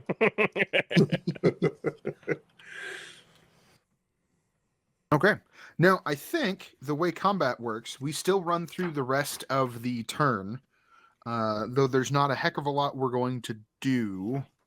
Can we lob missiles at them while we're running away? They're 'Cause out they of would be range. running, but they would be running into range. We talked about this beforehand, and while you could play like that, to keep it simpler, we're going to just treat it as if we're at long range, so that gives them enough time maneuver to where they could maneuver out of the way of the torpedo, basically. Because the torpedo, in order to thrust towards them and still maintain a target lock, actually kind of has to it still has to accelerate away from us, but so it's still kind of like flying backwards towards them, sorta. Yeah. It's weird. It would essentially need to, before, if I'm sort of in a very simplistic way of thinking through this, before it can really start moving towards them or have enough of its own momentum to do anything, it kind of has to drop the momentum imparted by the good news, is the way I'm seeing it. Yeah. If that makes any sense. But for whatever headcanon we want to make up for it. Yeah. For simplicity's sake. Because otherwise it gets real tough real fast. Where we to treat then the trying ranges to the figure same. out Yeah. ranges. Yeah.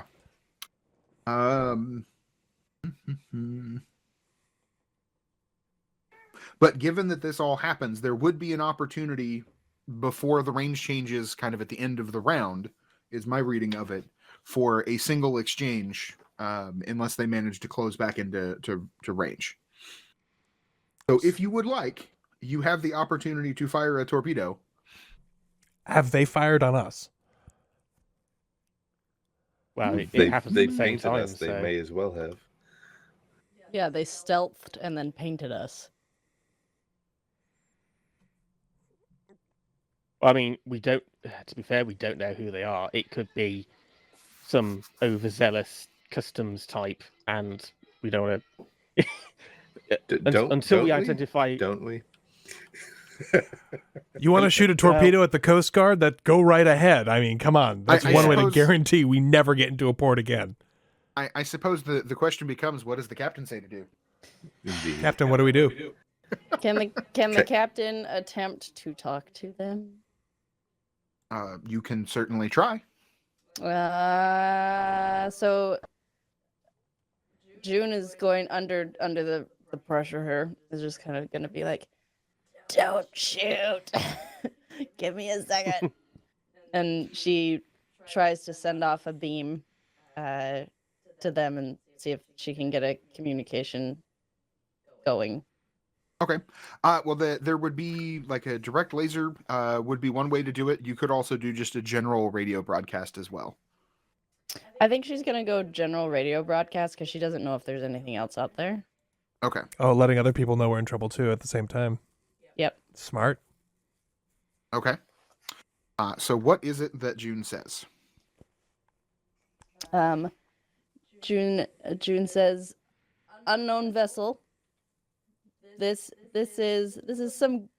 We are the good news, and we are unsure of why you are painting our hull with targeting sensors, but we would very much appreciate it if you stopped. If you would like to get in contact with me, I am very happy to talk to you. Please don't shoot at us. We will shoot back. Okay. There's a bit of a delay, and then you do get a response back, and the voice does sound somewhat. No, yeah, because there was some talk done before, so you would recognize the same voice from the last time that the good news got in a scuffle, and the response is just, well, we're painting your ship because you have something that belongs to us, and it's just as easy to dig it out of the wreckage of your ship as it is take it off of you alive.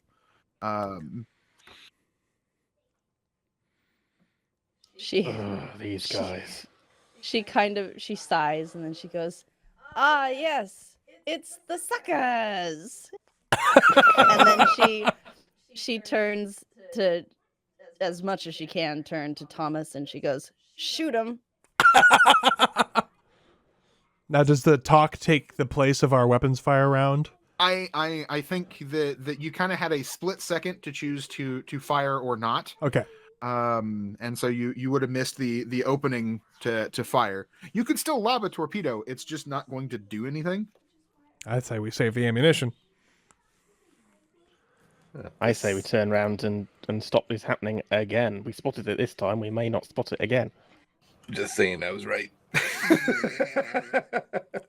Do we want to try to call for help from the authorities? We are being pirated. We are a legitimate merchant ship. Unless they're within range, calling for help isn't going to do anything. We're pretty quick, and we're outrunning them so far. I mean, At it this doesn't point- hurt. Yeah, at this point, As- let's put out a general broadcast of Mayday, Help, help, we're being repressed. something like that, Come see the violence inherent in the system. in the solar system. So, and she pushes a button, makes the general SOS go out. I guess not SOS per se, but Mayday. Sending out an SOS.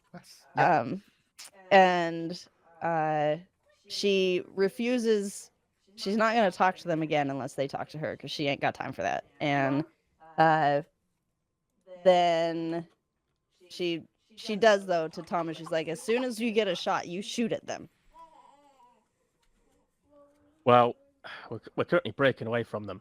My thinking is we turn round and we stick it to them. Really Our, think Yeah. that's a good idea? our ship is not a warship, says Jaw Carter. Not, what is my name? Chester. Chester. Chester on the open channel inside the ship. Thomas isn't going to risk trying to point, but he gestures with his head at the flashing red. This patient is potentially stroking out alarm on that's appearing on Chester's scan terminal. Chester's in his room. I'm in my room, yeah. Yeah. Wow. Sorry. Yeah. You tell me something to that effect. I gotcha. Yeah. Yeah, basically, sure, we can try running, but if I have to accelerate like that again, we may lose somebody. It'd be bad enough if it was Kay, who may be the person who gives us answers. It would be worse. It was one of you guys. Oh, he really does like us. Well, somebody else has got to maintain the ship. I can't do it myself. Fair enough. I can help Kay as long as he doesn't suffer something catastrophic. I have some skill with the autodocs. If we get hit by a torpedo, I can't help anyone. No one puts back those pieces. We're not going to get hit by a torpedo. So June's listening worry to about it. this. June's listening to this back and forth, and she, being an Earther, very much hates G's as far as like. Actually, you're better at it than any of us. Yes, you're but you're the yes, best. I out of know, it. but she doesn't like it. It's not natural gravity. She doesn't like it, and she goes, look. I don't want to go running into the face of danger as of right now. Let's see if we can keep them away for a bit. I understand that it looks like they're going to keep following us until either they destroy us or get what they want. So give me a second. And then she turns on the radio again. She goes, what is it that you want? Let's start there.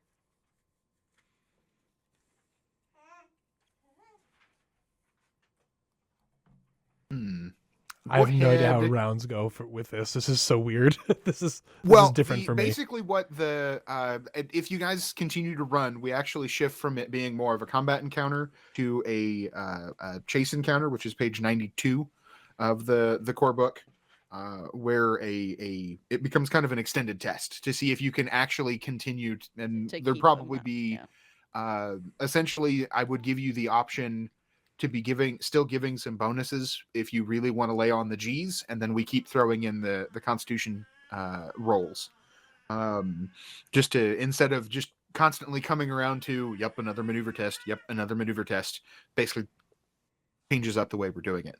But go ahead and roll a communication, June, to see if the person on the other end is going to be willing to, because they've already announced that they feel it might be easier to just pick what they want out of the wreckage. Sure. I I have bargaining, but I didn't really bargain per se. don't think we've gotten there yet. Is the other ship called Dormammu? I have come to bargain. No, it's wow, called that's Wasp, I was- believe correctly. It was the Wasp, but you might not be the only ship out there that can change their transponder code. Just gonna write Ugh. that down.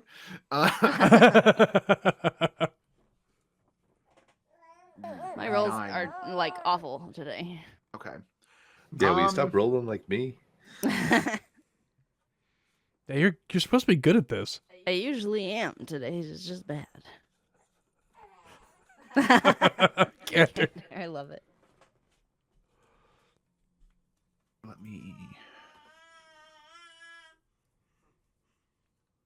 Let's see. It's still possible.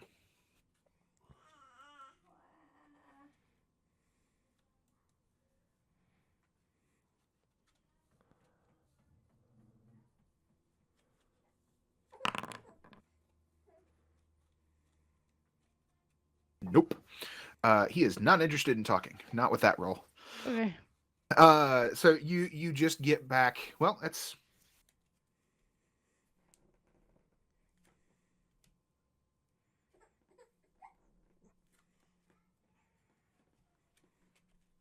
No, I'm gonna say you don't quite sound desperate enough for him to think that you actually want to talk about it. So you don't get a response at all, other than we're going to roll into the chase, I think, if that is the intent. Unless the pilot has other ideas, since the pilot's sort of the one in charge of Yes. where the ship goes. I mean, if he starts to do something June doesn't want, then we do the order thing that the captain can do, which makes them do what you want to do. Although the first round, she did fail that test. All I'm going to say is that I was voted down when, in the first time we met these guys, and I said, lob another torpedo at them and finish them off, and now we're in this position. So is that just Thomas reserving the right to say "I told you so" if at some point further down the line when we all meet in the afterlife? I think that's Thomas actually telling us "I told you so" right now. Yes. Oh, yeah. Well, I think that was me a few minutes ago. Okay, so for a chase, I'd say the target number that we're going to be shooting for. Let's see.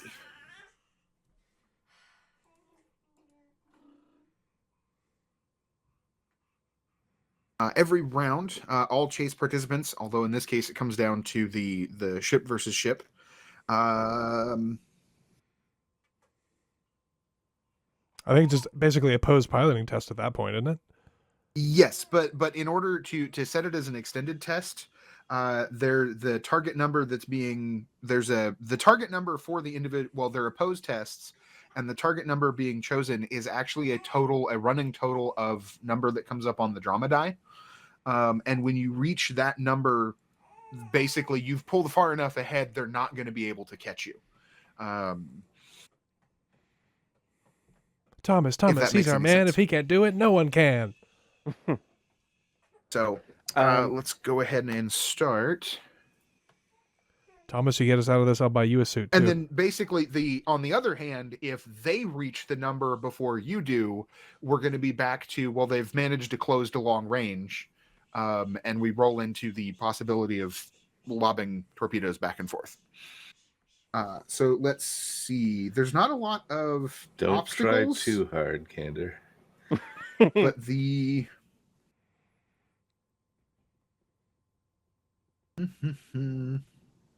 Well, I'm not saying this because I'm trying to engineer a situation, but is there any way I could maybe take a more difficult test, but Thomas accelerates slightly more gently, just so that, although I'm not going to be doing a high G maneuver, we don't stress K any further? I mean, with just normal maneuvers. I think just not doing the high G maneuver makes it a more difficult test already, because you're just losing that bonus, basically. Yes, that's basically what it is. And then if you have that, like if it seems like you're not passing them and you decide you want to pile on, what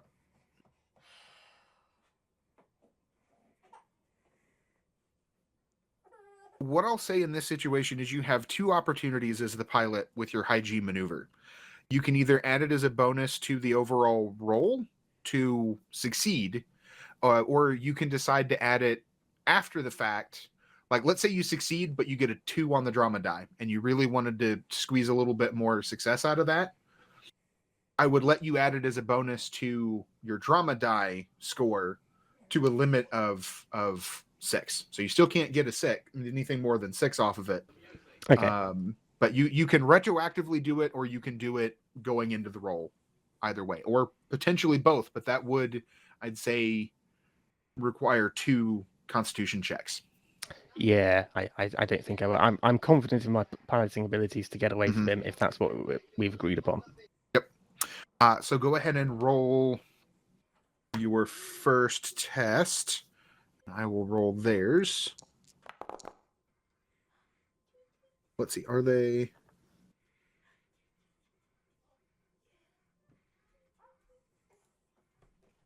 No. Okay. And yeah, there's the +2 on top of that. Okay. So the TN you're shooting for is going to be a 12. Sorry, I should have gotten that out there before we started. No worries. And then where is my list of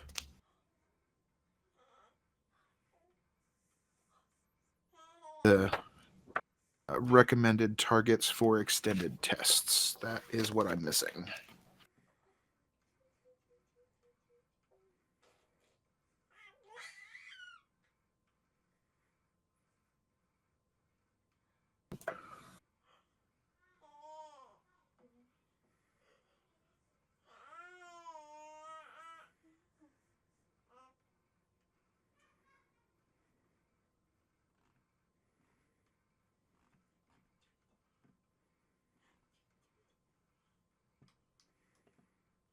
Why is...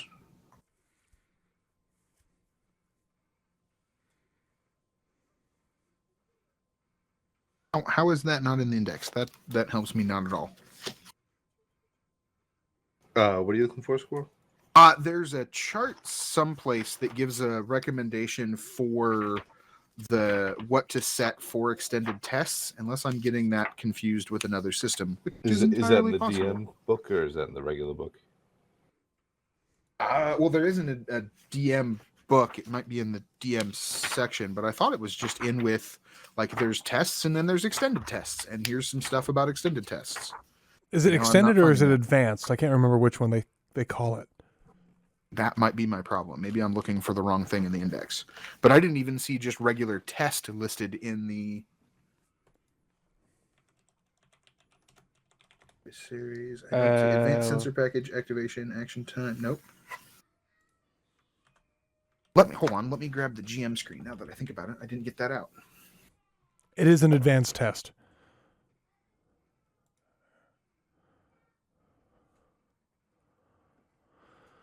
Okay, hazard category. Advanced. Hey, there it is. It is called advanced test. So let's see. I would say we're shooting for a 10 as the total number of successes, because you're relatively evenly matched ship-wise. So that's it. You succeeded and you picked up 3.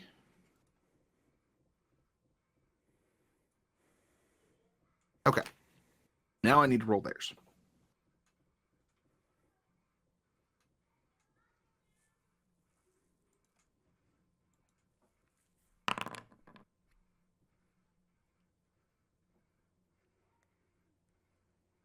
Succeeded and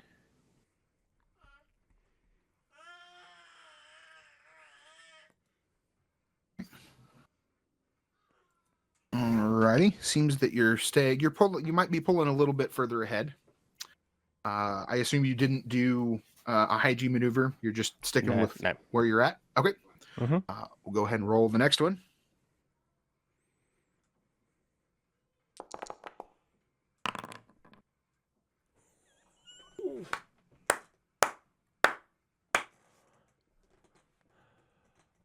Good roll. So there you picked up 5. So you're at 8. Can you use stunt points on these at all? I'm looking. I believe so. If you find one that applies. Quick, Gander, shoot the door lock. Ramadai is not being kind to the GM today, but that's okay. We love you, Dramadai. Mm-hmm. I'm just looking at the blockade pilot stunt. Well, that's where you put yourself. Oh, that's right. It doesn't work for us. It's only if it's targeting something else. Yeah. Mm-hmm. So I think there's another one.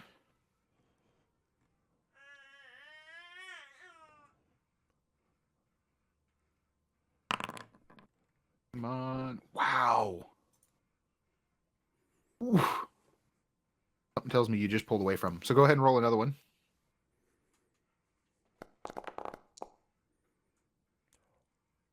Okay, so that actually was a wash of a round, as nobody hit the 12 to actually succeed. So one more round, basically. Potentially. Like I say, they would have to get really lucky to close the gap at this point, which I don't think they're going to do. Nope. 7, let's see, 13, that succeeds. And that gives you an 11, which puts you over. So you'd gather that you've probably pulled far enough away that you would have options. But again, with your drive lit off the way it is, everybody and their dog in the system would be able to see that you're there if they look in the right direction.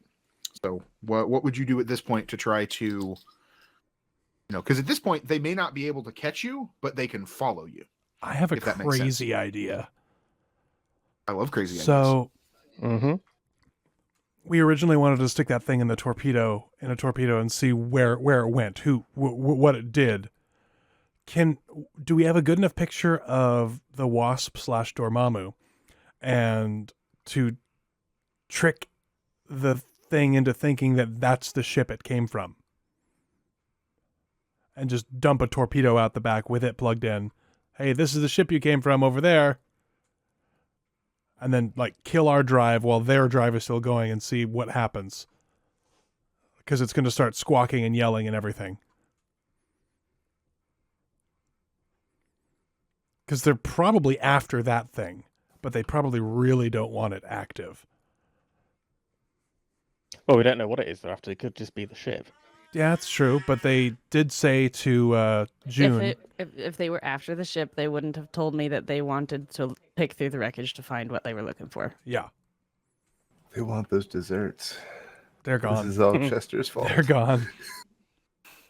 They're going to be so angry. You doomed us all with your appetite. They were so good. Cherry cobbler, man. I mean, my crazy idea would be to cut thrust, flip 180, drop some torpedoes on delayed activation, and then light off sort of a vector that's sort of 90 degrees to the one we're on. So it looked like we were just turning to, gain more distance, if you see what I mean, rather than continuing to speed up on the vector we're on. And then as they come towards us, when they get within range, the torpedoes light up. Although we will probably need some technical assistance to actually pull that off. So in terms of game mechanics, how many rounds would it be for them to catch up to us if we cut thrust? For them to get back into long range?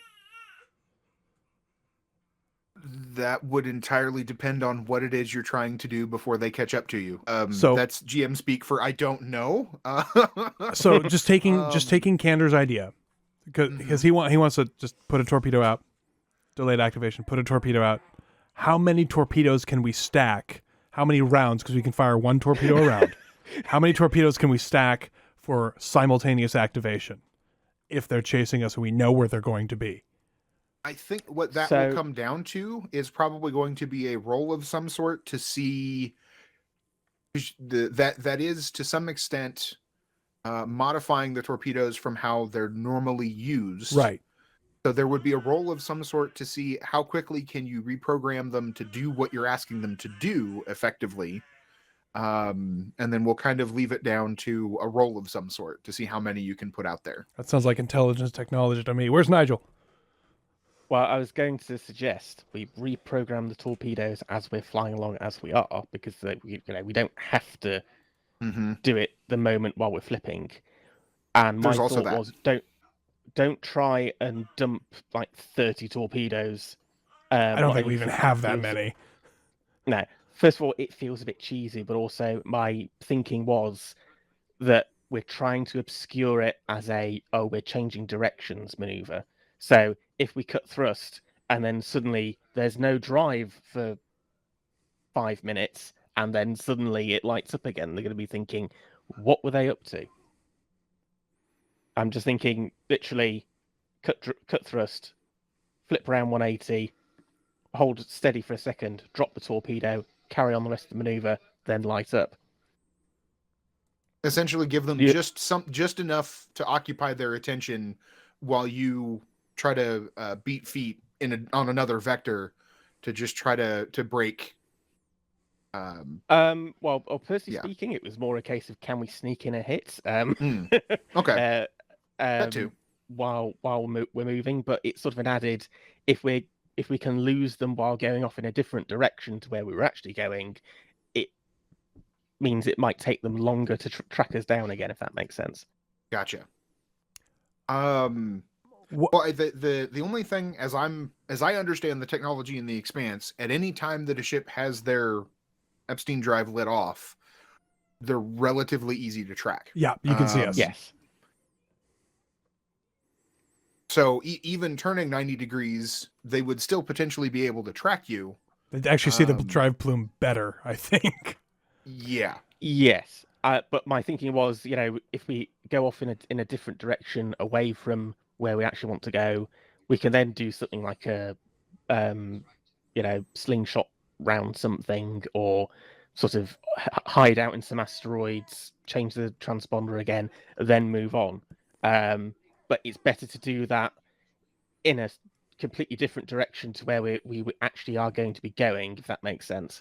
So the only way I can think of, speaking as someone who is also in the MCRN, to fool someone enough to where we'd be able to get away, especially with civilian ship, is we need to make our change as a torpedo explodes between us and them, or on them, so that their sensors are blinded for a moment. I don't know what that would be, what that kind of test would be. Basically, use a torpedo as a flare, so you can change direction, stamp the drive real hard for a split second just to try to change your vector, and then kill the drive and go dark without them seeing. Is that kind of what you're proposing?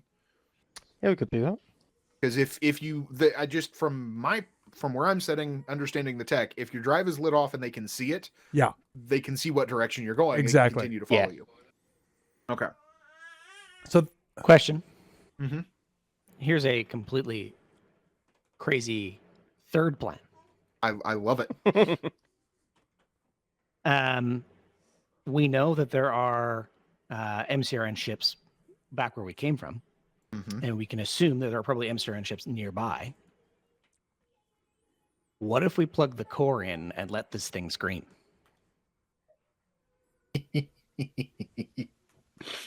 Oh, it's crazy, not suicidal. I've changed my vote. I'm with Nigel. Oh no! Wait, Miss, don't. Oh. I mean, that'd be one way to get it back to the MCRN. It'd be real easy to bring in lots of MCRN ships that these guys don't want to fight real fast. But then what do we do? Just throw it out the airlock. Heave to and be like, we're sorry, we found this, they were chasing us. Well, we tell them we got it from them. I'm sure we could. I'm sure there's someone who's very skilled at convincing people. Talk our way out of it. I believe in June's ability to smooth talk us out of this problem with someone else, not these guys. These guys are jerks. We also don't know how. There may be an MCRN ship nearby, but it may be too far away to actually help us in a timely manner. And then we're also taking the hit that we've plugged in the super secret data drive and it screamed. Absolutely. What if we put it in a torpedo and shoot it away? Towards them. Do that too. Towards them, it's screaming. We get close enough, they can't be 100% sure which ship the screaming's coming from. Yeah. We don't even know if it's going to scream. We don't know if it's going to scream. We don't know if it's just going to take control of our systems. We don't know what it's going to do. I'd be a lot more comfortable putting in a torpedo or something like the original plan. But Well, that was that's going the to other take some point. setup. As I say, the other point is we can't do the original plan potentially ever because we don't know when this ship is going to reappear. At the very least, we're going to have to stay. We can't go on the float for any significant period of time on our way to Ganymede. And then after that, we don't know where it's going to be lurking for us while we all get out of the ship into spacesuits and muck around with a torpedo in 0G. So what I'm hearing is that we should kill these guys. Yes, that's what I... As I said, I told you so. Thomas says. Can we make our drive cutting out look like it was a failure? Like some kind of system failure? You can certainly try to. Do we want them to think that we're incompetent? Yes, always make the enemy think that you're less capable than you are. But if we do the drive failure thing, then we might be able to stack 2 or 3 torpedoes and get a really big hammer blow off the beginning. I see where your head's at. That's if we're gonna fight, that's how we gotta fight. Do not fight fair. Or even take it a step further. If Rebecca can make it look like we've had some kind of major radiation leak or something, let them get all the way into PDC range and just shred them. Well, we'll be in their PDC range. They're not going to let us sit. They're going to shoot us up if we get that close. I believe they told the captain they would be happy to pick through our wreckage. Yeah. All right.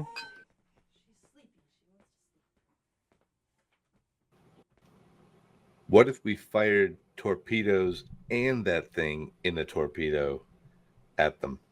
If they want it, it might make them blink long enough for Or to how die. are they going to know it's in there? Because, Well, as I say, we're assuming it's going to scream. It may not, yes, scream. it may not, but it may. Who knows? There's no way for them to know that it's in a torpedo unless we tell them, and why would they believe us? And we don't even know if that's what they're after.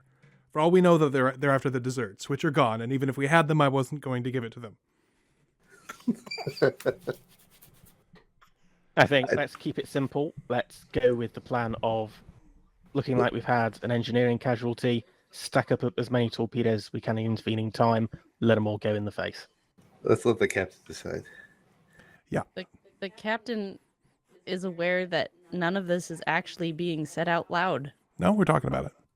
Well, I mean, Yeah, we're talking at this about it. point, you've drawn out enough distance that the Wasp isn't going to be able to close with you without pulling off some ridiculous stunt of their own, which is unlikely, given that they don't have a ship full of lunatics on board discussing, that sort of thing as parties do. So you would have some time to discuss, but the problem is the longer your drive remains active, they can see you, they can see where you're going, and they can follow you. So you would have some time to discuss this, but at some point, you're either going to come in at Mach 6 towards Ganymede and have to slow down anyway, or If only it was only Mach 6. I thought we Yes. changed our course anyway, didn't we? Because we turned Well, away from where those guys were. slightly. That's what precipitated, because they realized they wouldn't be able to change their course and Surprise, fall yeah. out without being seen.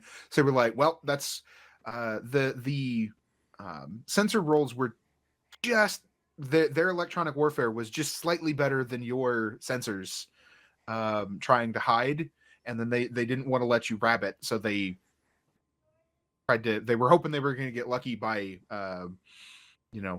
starting something, and it turns out you probably have a better pilot than they do. Okay, so with all of the stuff going back and forth and June not understanding any of it, she I assume this is ship wide, everybody's talking. Yeah. And she takes it all in and she's like, I want them dead because they want us dead. Yes. Finally talking my language. They want us dead. They're not going to stop wanting us dead. We need to get rid of them. I have no idea who else is in the system or if anybody is around, and I don't necessarily want anybody else coming after us knowing what we have. Because we all know what they're actually after. We all know that because it was hidden in a box, and they knew what was in this ship. They've made that obvious. So if things were the best, I would want to bargain with them, but that's not going to happen. I can tell they don't want to answer. And I like the idea of sending it out and being like, "Hey, I'm from their ship," and she actually makes that noise. By the way, she makes that voice. I'm from their ship, and hey, everybody, come find me. But we don't even know if it's gonna do that.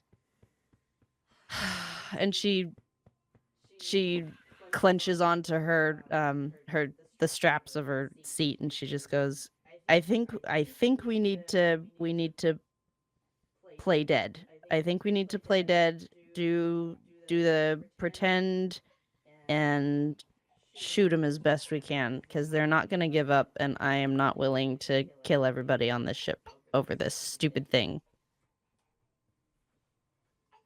Thomas is grinning. It is not a particularly pleasant expression, but he's grinning. She notices it, and she goes, "Well, that's terrifying." Nice. I would suggest then, Rebecca, if you can make it look like we've had some kind of malfunction in the engines, and if a certain fast talker in the crew could make us sound very, very scared, like we've had some kind of major reactor boo-boo. So just to add a bit of authenticity. We also need to get Another those Mayday. torpedoes programmed before we do the maneuver. Yeah, that too. Okay. Okay. I Do would we- at any comment of drive failure or making it look like there was a failure of some sort. I'm not gonna, since she's an NPC, make you roll any sort of persuasion, but you can tell Rebecca does not sound happy about making it look like she is bad at her job and her ship is less than perfect.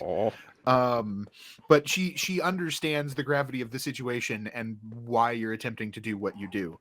Right. So she will deal with her unhappiness, but she will remember this. June.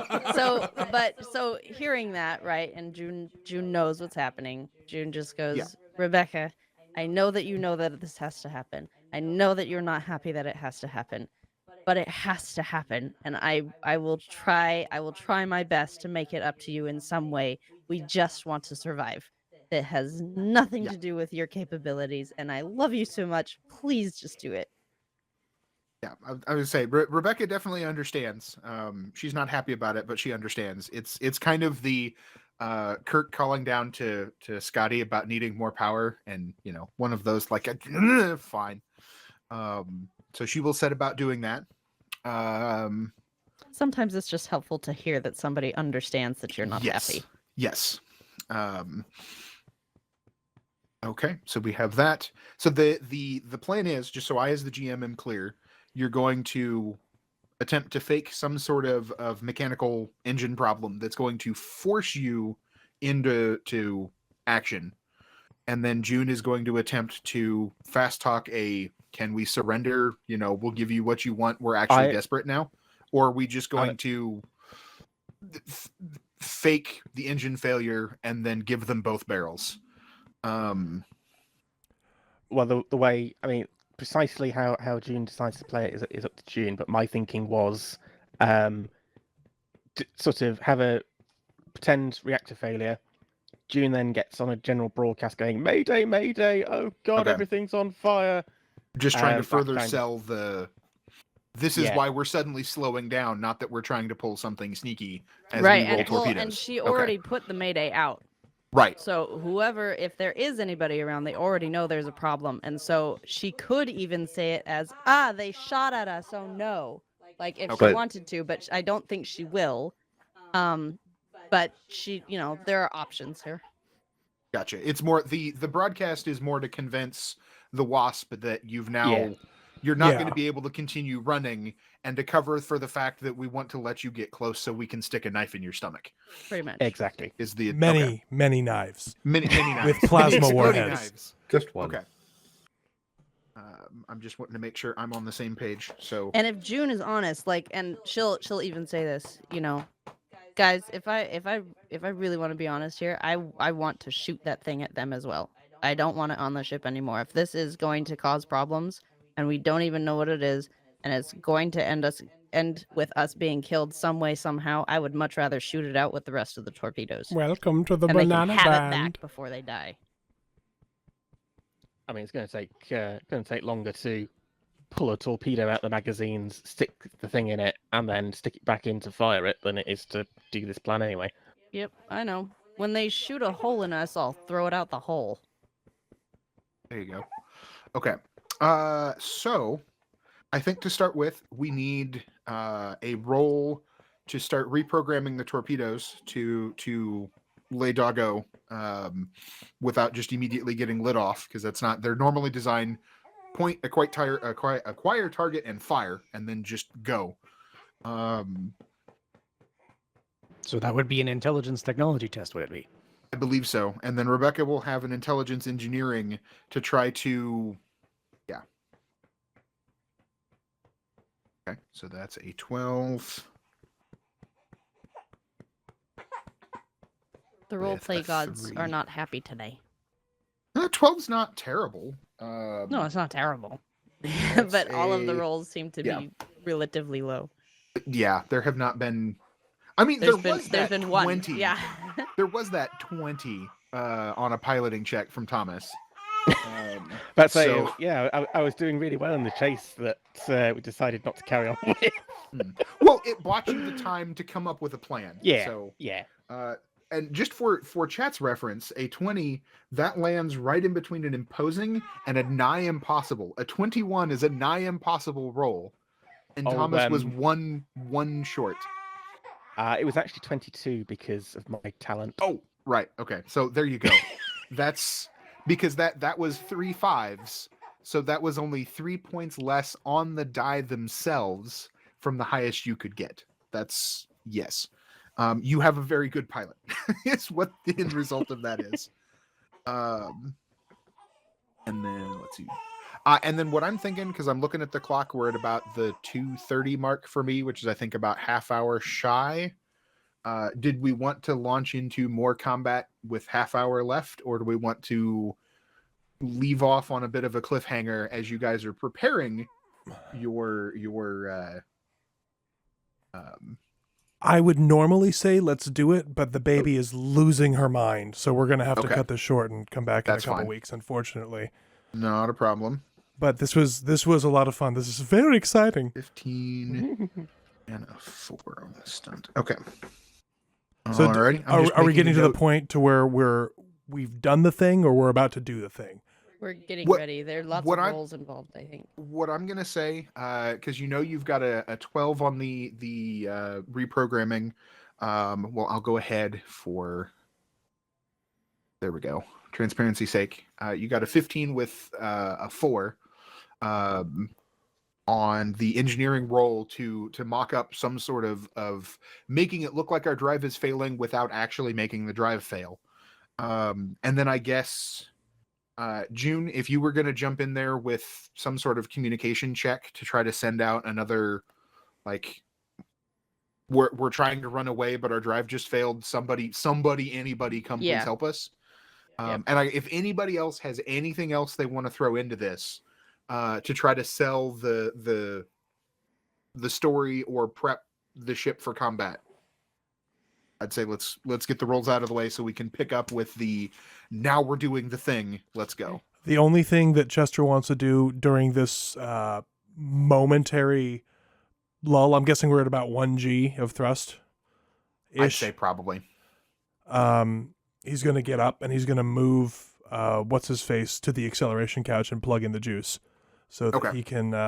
He's got a better chance of survival. Like I say, he looks a little pale. Yeah. You know, given the couple of points of damage that he took, but the autodoc would tell you it's nothing life threatening. It's just a basically status is it went from he's recovering to there's a problem. But that's easy enough. And then so go ahead and roll a communication. Deception. Yes, absolutely. Okay. Nails it. An 18 with a 6 on the drama die. The drama die does kick turn up to 2. Actually, I think, hold on. Rebecca had one of those earlier. Rebecca had a 6 earlier, so we're actually at 3. And I didn't get it moved. But that's an 18.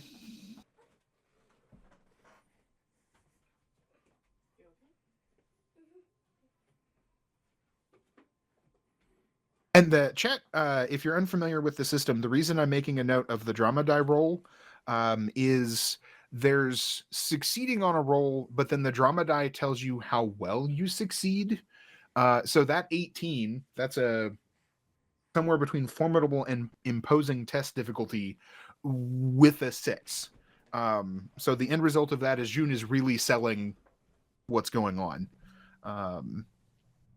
That's the reason for specifically making note of what that drama die result is.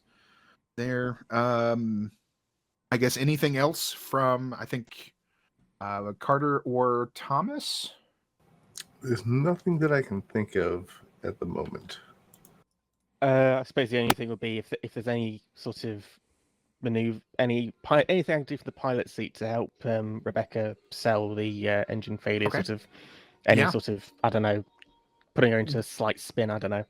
Go ahead and well, either selling the failure or trying to give yourself some sort of an edge, since you know you're going to be rolling into a fight. Yeah.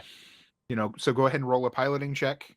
And then Carter, Carter, if you wanted to roll either a, I don't know, basically setting up some sort of something for combat, since you know you're going into a fight. Anything that Carter might think of on a ship, getting ready to head into a fight. I suppose he would go down and get into his heavy armor. Okay. I'm okay with that. Being like, okay, if this comes down to a fight, I don't want to just be in my spacesuit. I want to be in my armor. It may not do anything, but it will make me feel better. That's right. And if it does come down to a boarding action, just rack the bolt on your rifle. Okay, so let's see. That's a 15 with a 1. Piloting. Okay.